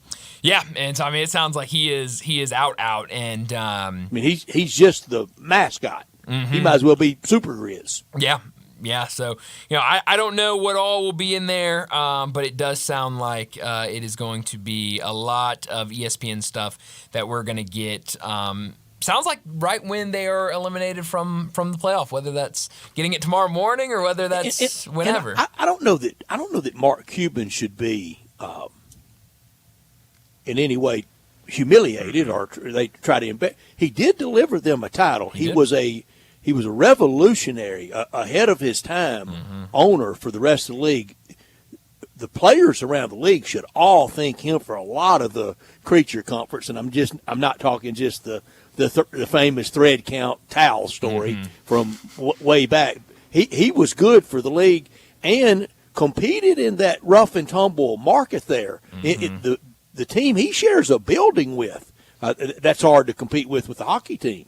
Oh yeah, no, you are right about that. So, who knows where this goes? But it feels like it's going to be a very eventful offseason in Dallas, and we'll see. When do we get the Memphis story in the offseason? Well, is anybody working on it? It's a great question. Well, what was it? What was that story that people were snooping around in Memphis and nobody knew they were here, and it was a big ESPN story. I forgot what that was about, but what was that one? I forgot, but they were interviewing. And it was a whole lot of nothing. Yeah, and they were interviewing business owners. I think that was when John Morant was going into like stores and stuff like that, and I think his dad was going places and trying to do stuff. I don't even remember what it was, but it was a big nothing burger. But who knows what we get this time? Another story coming out earlier today from Shams Charania. We'll get to that in what's trending, but it sounds like mutual interest between Kevin Durant and the Houston Rockets, which. Oh boy! Of course. Would hate to see that. We'll talk about that a little bit Why more. can't he go east? Well, you'd love for the Stars to make their way over to the Eastern Conference. Great teams over in the Eastern Conference. Why does nobody want to Great go play towns. for them? Oh, great town, great cities. I mean, Goofy 11 o'clock news, but well, wouldn't you love to live in Charlotte? You know, I mean, Atlanta. Sure, Atlanta. I mean, there are plenty of great spots. We'll talk a little bit more about that during What's Trending. Before we get to this break, let me remind you about our 5 o'clock sponsors, Jaguar Land Rover Bluff City. Jaguar Bluff City has been the premier Jaguar dealership for the greater Memphis area since 1984, and their talented team is ready to help you find your next perfect vehicle at unbeatable rates. Swing by Jaguar Land Rover Bluff City today and check out the new 2025 models like the 2025 Range Rover Sport, the 2025 Range Rover Velar, and the 2025 Defender. Test drive the Range Rover Sport, where luxury meets performance. It's a perfect mix of style, performance, and versatility, with options ranging from 360 horsepower up to 635. It's also available as a plug-in hybrid electric vehicle with $7,500 federal tax credit when leased with approved credit. Take a look at the Range Rover Velar, powered by mild hybrid technology and enhanced with the latest well-being features and fully connected entertainment system. The Range Rover Velar is the ultimate luxury compact crossover. Purchase yours today and get special 4.4% for 72 months financing available with approved credit. Don't forget about the Defender. Available in multiple models to fit your needs, the Defender is built for the modern explorer, and Jaguar Bluff City is offering special interest rates for 60 and 72 months on various models. Give them a call, 877-259-6169. Go online to jaguarbluffcity.com, but head out there, test drive these vehicles. 6335 Wheel Cove, just off of Quince, for Bluff City Jaguar. Well, let's get to another break, and when we return, we'll talk about what's trending. Broadcasting from the Family Leisure Studio, we are Sports 56 and 98.5 FM. At Jason's Deli, when you're dining in or picking up curbside, you can expect wholesome food and no surprises, just delicious sandwiches, crisp salads, and quick quality meals made with the freshest ingredients and no artificial trans fats, MSG, high fructose corn syrup, or artificial colors and dyes. Around here, a lot of thought goes into what we put into our food and what we take out of it, because you're not just taking a bite, you're getting a taste of who we are. New items are constantly being created to expand our menu for all tastes and special diets with vegan and gluten-free options available. Convenience and on-time delivery you can count on. It's just a click away at jasonsdeli.com, so whether you need to feed 5 people or 5,000, the team at Jason's Deli, they have the credentials and the commitment to keep you satisfied. Freshness is nearby at Jason's Deli, with locations at Ridgeway in the Park Place Center, Poplar and Highland, Germantown Road in Cordova, and on Goodman Road in Olive Branch. Jason's Deli. It's wholesome food and no surprises. Hi, this is Troy Fiveash, owner of Fiveash Roofing. Did you know there are so many roofing companies in Memphis that I don't even know them all? So that begs the question, which one should you choose? So I thought I'd give you a little background about me. My grandfather was a World War II Marine. My father worked for the University of Memphis for nearly 30 years. My mother, a pianist at Raleigh Baptist Church. Seems like forever. I went to Brownsville Road, Craigmont, and Bartlett High School, class of 81. We support the local school systems, youth athletics, and believe in what St. Jude and Le Bonheur stand for. I'm a Tiger and Grizz fan. The point? Memphis is my home. Five Ash Roofing will be around if you ever have a problem with the service we provide. Five Ash Roofing, fair, honest, and ethical, with deep local ties in our community. 367-0050 or memphisroofer.com. Five Ash Roofing is what we do. We're here for you. Step up your wings game at East Coast Wings and Grill. With 60 wing flavors and 7 heat indexes, do you have what it takes to turn the heat on your wings up to insanity? East Coast Wings and Grill is family friendly with a large variety menu to satisfy the whole bunch. Sign up today for a loyalty program and taste the rewards. For every dollar you spend, you collect a point. Earn 100 points and receive a $5 reward. Next to Lowe's on Highway 64 in Marlin, come try America's best wings at East Coast Wings and Grill. Hey there, I'm Jack. And I'm Stag. We're just two deer that want to make sure you know it's deer season at your authorized John Deere dealer. The deer season that saves bucks. You know, like us. Yeah, you can get $3,000 off select John Deere machines. No early wake-up calls or tree stands required. Just a trip to your authorized dealer before June 2nd. If you ask us, it's the only deer season worth celebrating. Visit johndeere.com/deer season to find an authorized dealer and for complete finance details. Welcome to Fat Larry's in Bartlett. Come in today for award-winning barbecue and so much more. Catfish, steak burgers, chicken, certified prime Angus beef steaks, along with all the sides, homemade rolls, delicious desserts, beer, and service that is out of this world. Fat Larry's cooks everything made to order just for you. Dine in or order online at fatlarrys.com. For the best barbecue, 7 cooking, and friendly atmosphere in town. Family owned and proud of it. Fat Larry's, conveniently located at 7537 Highway 70, just west of Appling. Sports 56 traffic. Good afternoon. A couple of EMS calls out here the last few minutes. Cranking it pretty good southbound on 240 at South Parkway. All that traffic building out of the Midtown area. Yes, it's heavy over here now on 240 eastbound from Mill Branch out to 385 Bill Morris Parkway. Same thing's happening over here on 40 east at Sycamore View Road. Working your way out past Germantown Parkway headed into Fayette County. Weimer's Jewelry wants you to know they are your diamond engagement ring headquarters this bridal season.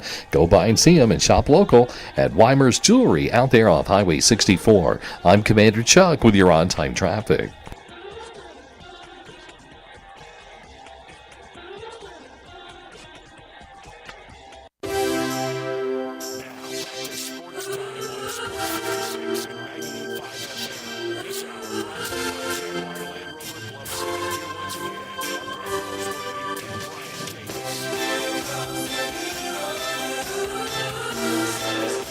Back into Sports Time. Bryant and Brett with you live and local inside our Family Leisure Studios. We got about 30 minutes left in today's show. We got to talk about what's trending and mentioned it before getting to that last break. Shams Charania earlier today on NBA Today talking about some of these first-round matchups and talked about the Rockets in particular, gave them a lot of credit for the way that they've built this roster, getting Ime Udoka, getting a lot of these guys out of the draft, young guys, but then putting them with veteran pieces. And he said, this is a team to watch and see how far, what can they do? Something we've talked about, Brett. Could this team get young in the playoffs? A team that hasn't had a lot of playoff success. Sure, you have a couple guys that have been to the playoffs, but the bulk of this roster really has not seen the playoffs. Do they get young? He said that, hey, if this Rockets team makes a deep run, maybe they say we're good where we're at. But if they go young, if something happens, if it's an early exit, that this Rockets team could look to go, and that there has been and will be mutual interest between the Rockets and Kevin Durant. He said something to monitor this offseason. Not going to sit still with the great year, the 52-win year they had. They're only a point and a half favorite on Sunday night. That's the 8:30 game.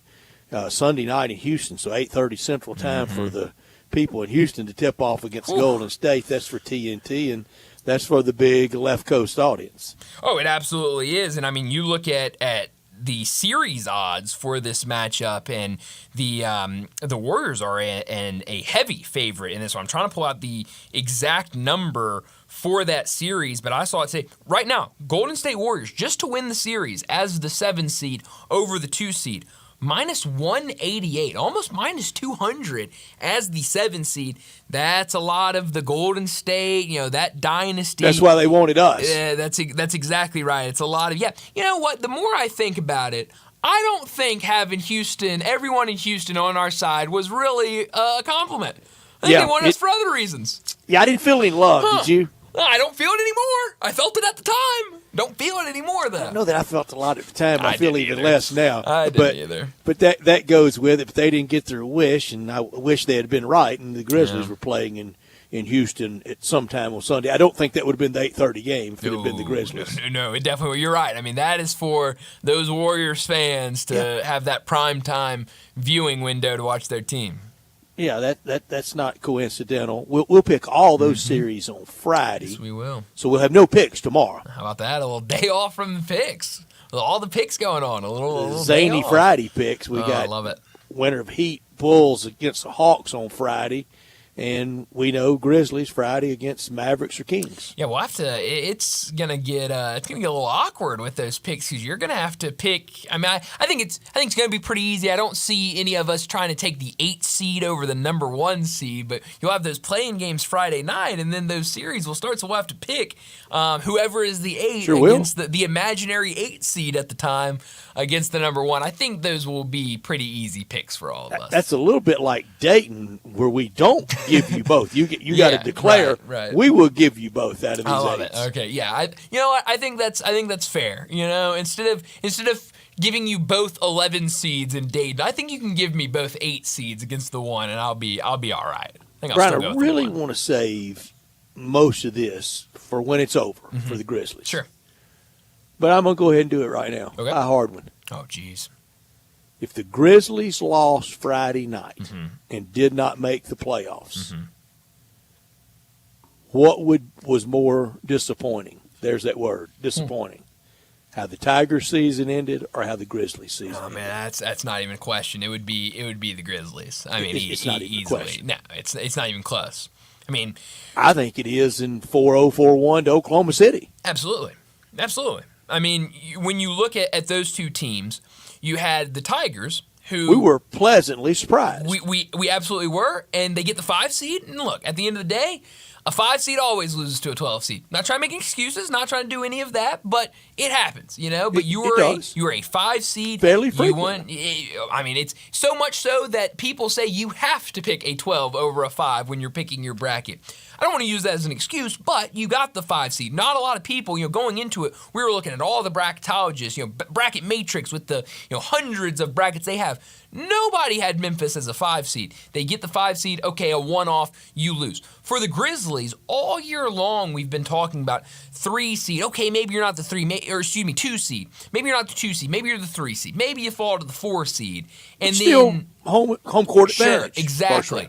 And then, we talked about it earlier, but this kind of nosedive at the end of the season, falling off of a cliff to the play-in, to not even hosting the first play-in game, being the 8 seed and having to go out to Golden State. Certainly, if Friday, when you're hosting, if you lose that game, then yeah, it's absolute the biggest grizaster of all time.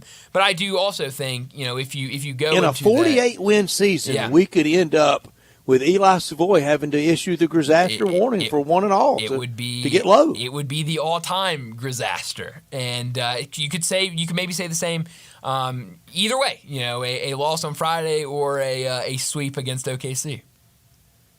We sure could. Because, at the end of the day. But I picked 48 wins. Why? Sure. Why am I surprised? It goes back to what we'll go right back to it. It's the way that it finished. It's the expectations. But I think a lot of people coming into the season remembered what happened the year before last year when you're the 2 seed and you're great and you're supposed to be in that conversation with the top of the West. Now this year, every time you play one of those teams that's at the top of the West, you are outmatched, and especially OKC. You've been competitive against Houston. I'll give you that, but it does not feel like they're in the same tier anymore as those top teams in the West. Out of the All-Star break.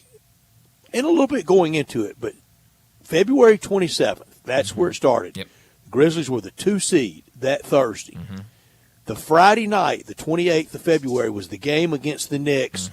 Heartbreaking loss. Still don't know how it happened. That was to get to 39-20 instead of lose 38-21 the next night. Yep. The franchise took a dive. Sure did. Not on the take. Yep. On the take's taking cash for it. Nobody's ever said that. But they took a dive. They sent out the C team. They said we're sitting all of these guys tonight. And it started this.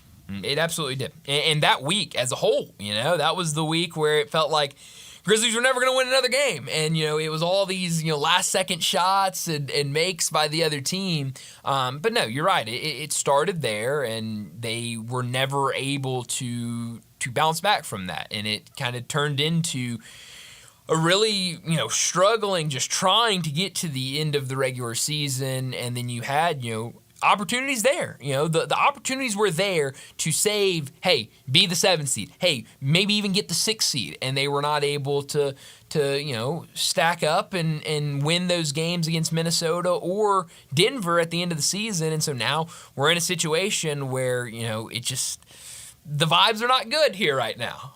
No. And Minnesota was the one to get. It was. It go tomorrow night. It was right there.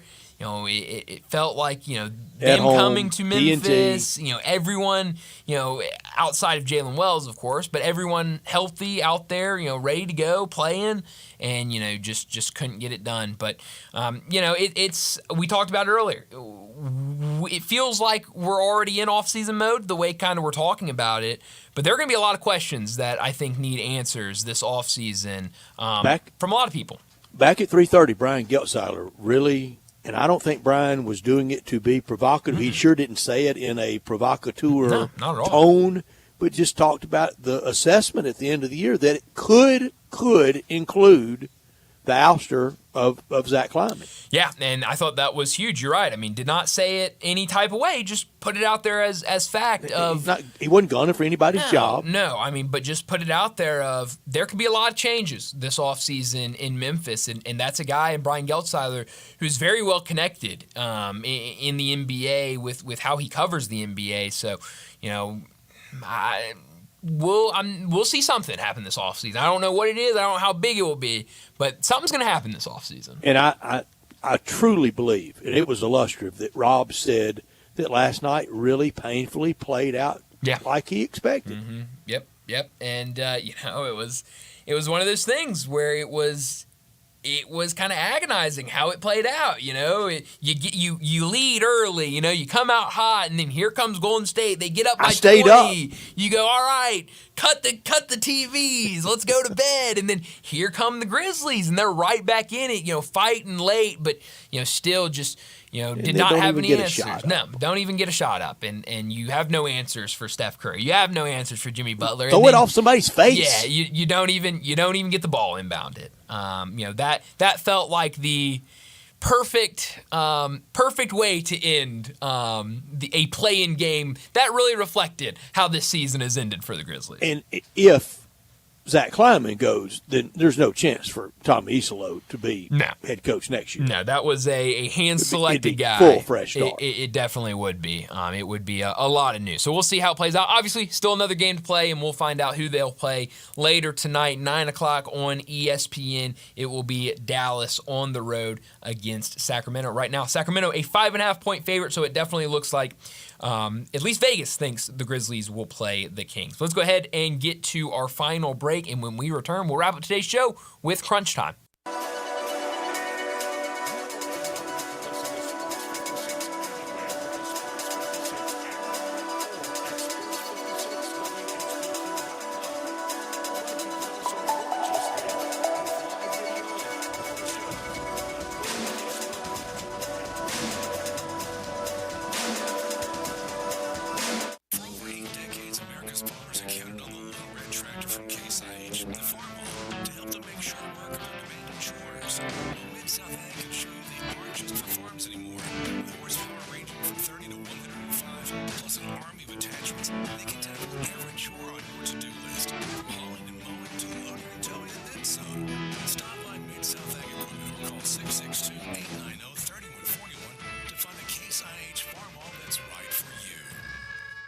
Join us celebrating 26 years of Napa Cafe.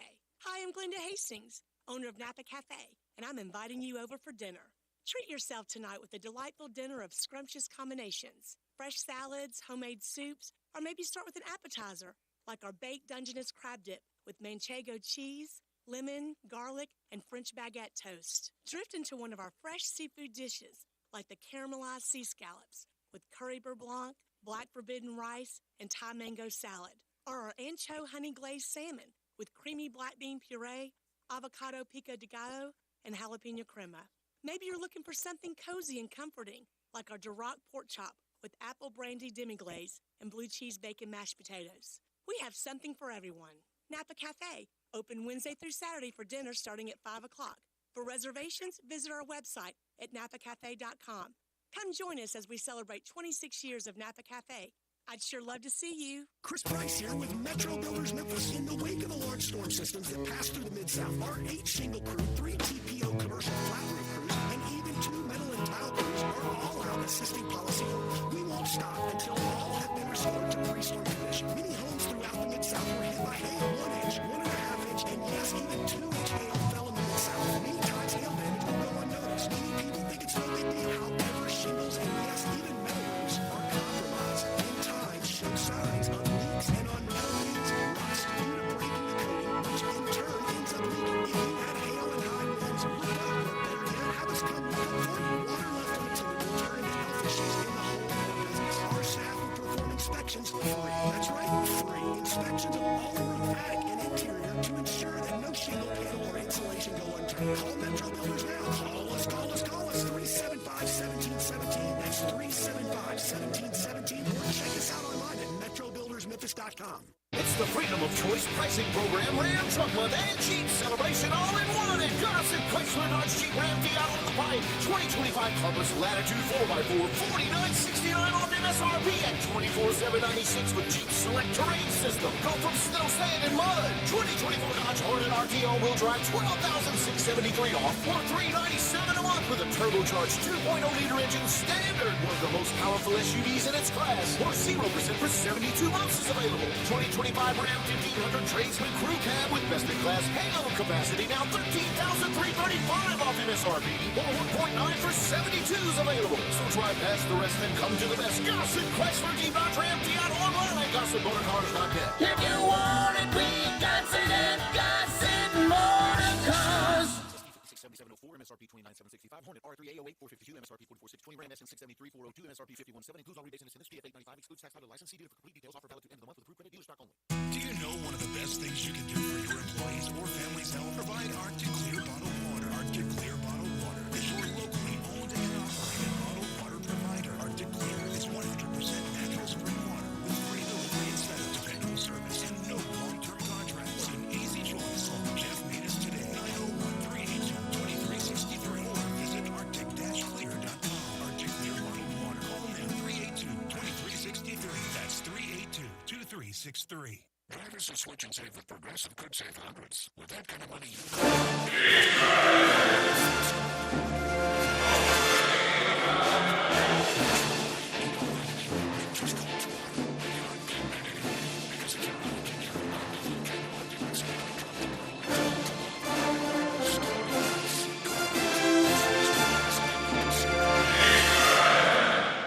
for water bottles.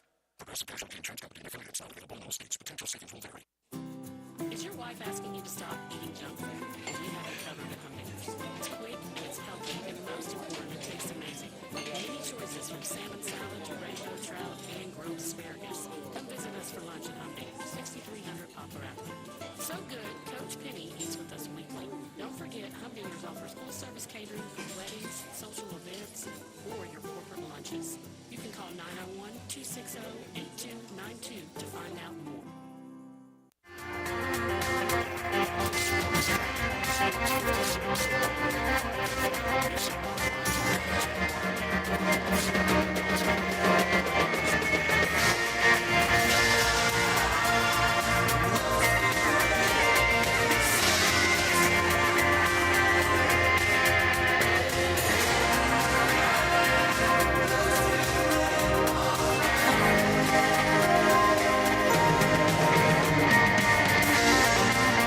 This is pretty cool, and we're just getting started, so.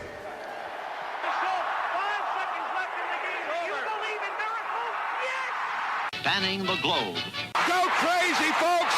Go crazy! This is for all the biggest crunch time. You are looking live. In your life have you seen anything like that? It's obviously crunch time. Hammer, nail, coffin, this baby is over. Well, Brett, what I learned today, it's actually something I learned yesterday, but we didn't have enough time to bring it up. So it's what I learned today. Chris Brown is going to be coming to Memphis in concert at Simmons Bank Liberty Stadium Saturday, October 18th. You might ask, why does this matter? Why do you care about this, Bryant? I like Chris Brown. Bryson Tiller is going to be there. I like Bryson Tiller as well. But more importantly, the University of Memphis announced this, and it is going to be at Simmons Bank Liberty Stadium. We know that when the university took ownership of Simmons Bank Liberty Stadium, along with the renovations they were doing, a big priority was to try to get concerts and other events inside Simmons Bank Liberty Stadium to profit off of that. And now we're seeing the first concert coming to Simmons Bank Liberty Stadium. Jonah Dillon yesterday put this out there that this will be the first major concert at the stadium since U2 in 1997. So it's been a long time. I was there. Were you? I was gonna ask, were you at U2 in 97? Opening act, Rage Against the Machine. Really? Yep. Holy cow! Wow, that's a pretty good show, I've got to say. But it was real good. That sounds fun. Hopefully, Chris Brown is just as good. But it is good to see the university getting concerts booked for Simmons Bank Liberty Stadium, another avenue to profit off of the stadium. U2 was great that night. A friend of mine from Blue Rock that I didn't know was going to be there and came up to me a little bit complaining. He said, "It's good, but it's not the Stones." I said, "Let me see your ticket stub." He handed it to me. I said, "Stones aren't on here." No, you didn't come to see the Stones. Yeah, it was great. I love U2.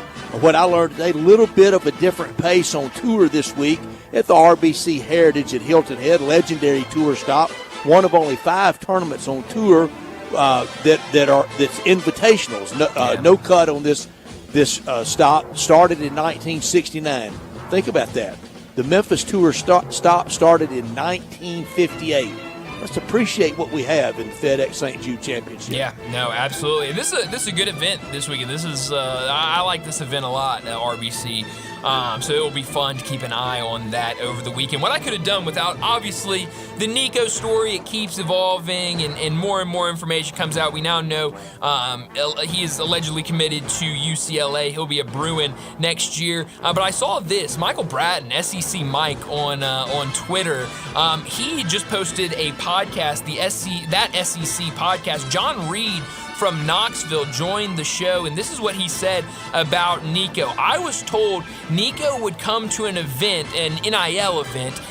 If we asked him to do something, he would immediately call his dad. His dad would cuss us out and say he doesn't have to do any of that. Nico goes home. So it sounds like Nico wanted all of this money, but didn't want to do any of the things that you have to do in order to get the money, like the events, going out, signing autographs, taking pictures, any of this stuff. And so his response would be, hey, I'm going to call Dad, and Dad would cuss the coaching staff out. So it's weird. It feels like every day we're going to learn more and more about this Nico situation, but I guess for his sake, hopefully it works out in UCLA. At least the way it had been working at Tennessee, it doesn't seem like you're going to be very successful if you go about it the same way like that at UCLA. No, that's not how life and work goes. No. I could have known that this Trae Young looked like a fool last night in yet another play-in, playoff, postseason exit for him. He was the 5th pick in the draft. That Jaren was the 4th pick. Right. He's 12-15 in playoffs. Jaren, 9-14 in playoffs. Wow. Or as the cool kids call him, Trip. Trip, that's right. A little trip. Where you beaming tonight? Beam me to Angels at Texas. Love Globe Life Field and love that atmosphere at the Dome, retractable Dome in Arlington. Jose Soriano for Anaheim against Patrick Corbin for the Rangers. Yeah, it's going to be a fun game. I'm definitely going to be keeping an eye on that one. But beam me to both of these play-in games tonight. You look at this first one, Heat and Bulls. I really do think this is a fun Bulls team. They've got some youth, and I think they've got some pieces that they can really build around. We talked about it yesterday. 3 straight years for the Chicago Bulls to be in the play-in. Maybe they can start building around this young nucleus, and maybe next year be out of the play-in. On the other side, the Heat, what can they do in the play-ins? Then that second one, very important for the Grizzlies. Who will they see Friday night, Mavericks or Kings? Yeah, I'm watching A's and White Sox tonight. I'm watching those basketball games for sure. Heat at Bulls, and late we see who the Grizzlies will get. Also, we'll be watching Colorado at Dodger Stadium Dodgers going along pretty good. They got to really stack it up against a team like Colorado. How's Bud Black keep a job? Well, yeah, it seems like it's going to be tough for him, but yeah, these are those series when you're the teams at the top of the league. You go out and you attack Colorado and you build up those wins in case you lose some ground elsewhere. It's going to be a really fun night. You got the baseball tonight. We talked about how it's kind of split up. You got half during the day, half at night. That'll be fun. And then these two NBA games. There's a lot of good action tonight. Enjoy all of it. That's all the time we have. We'll talk to you again tomorrow afternoon.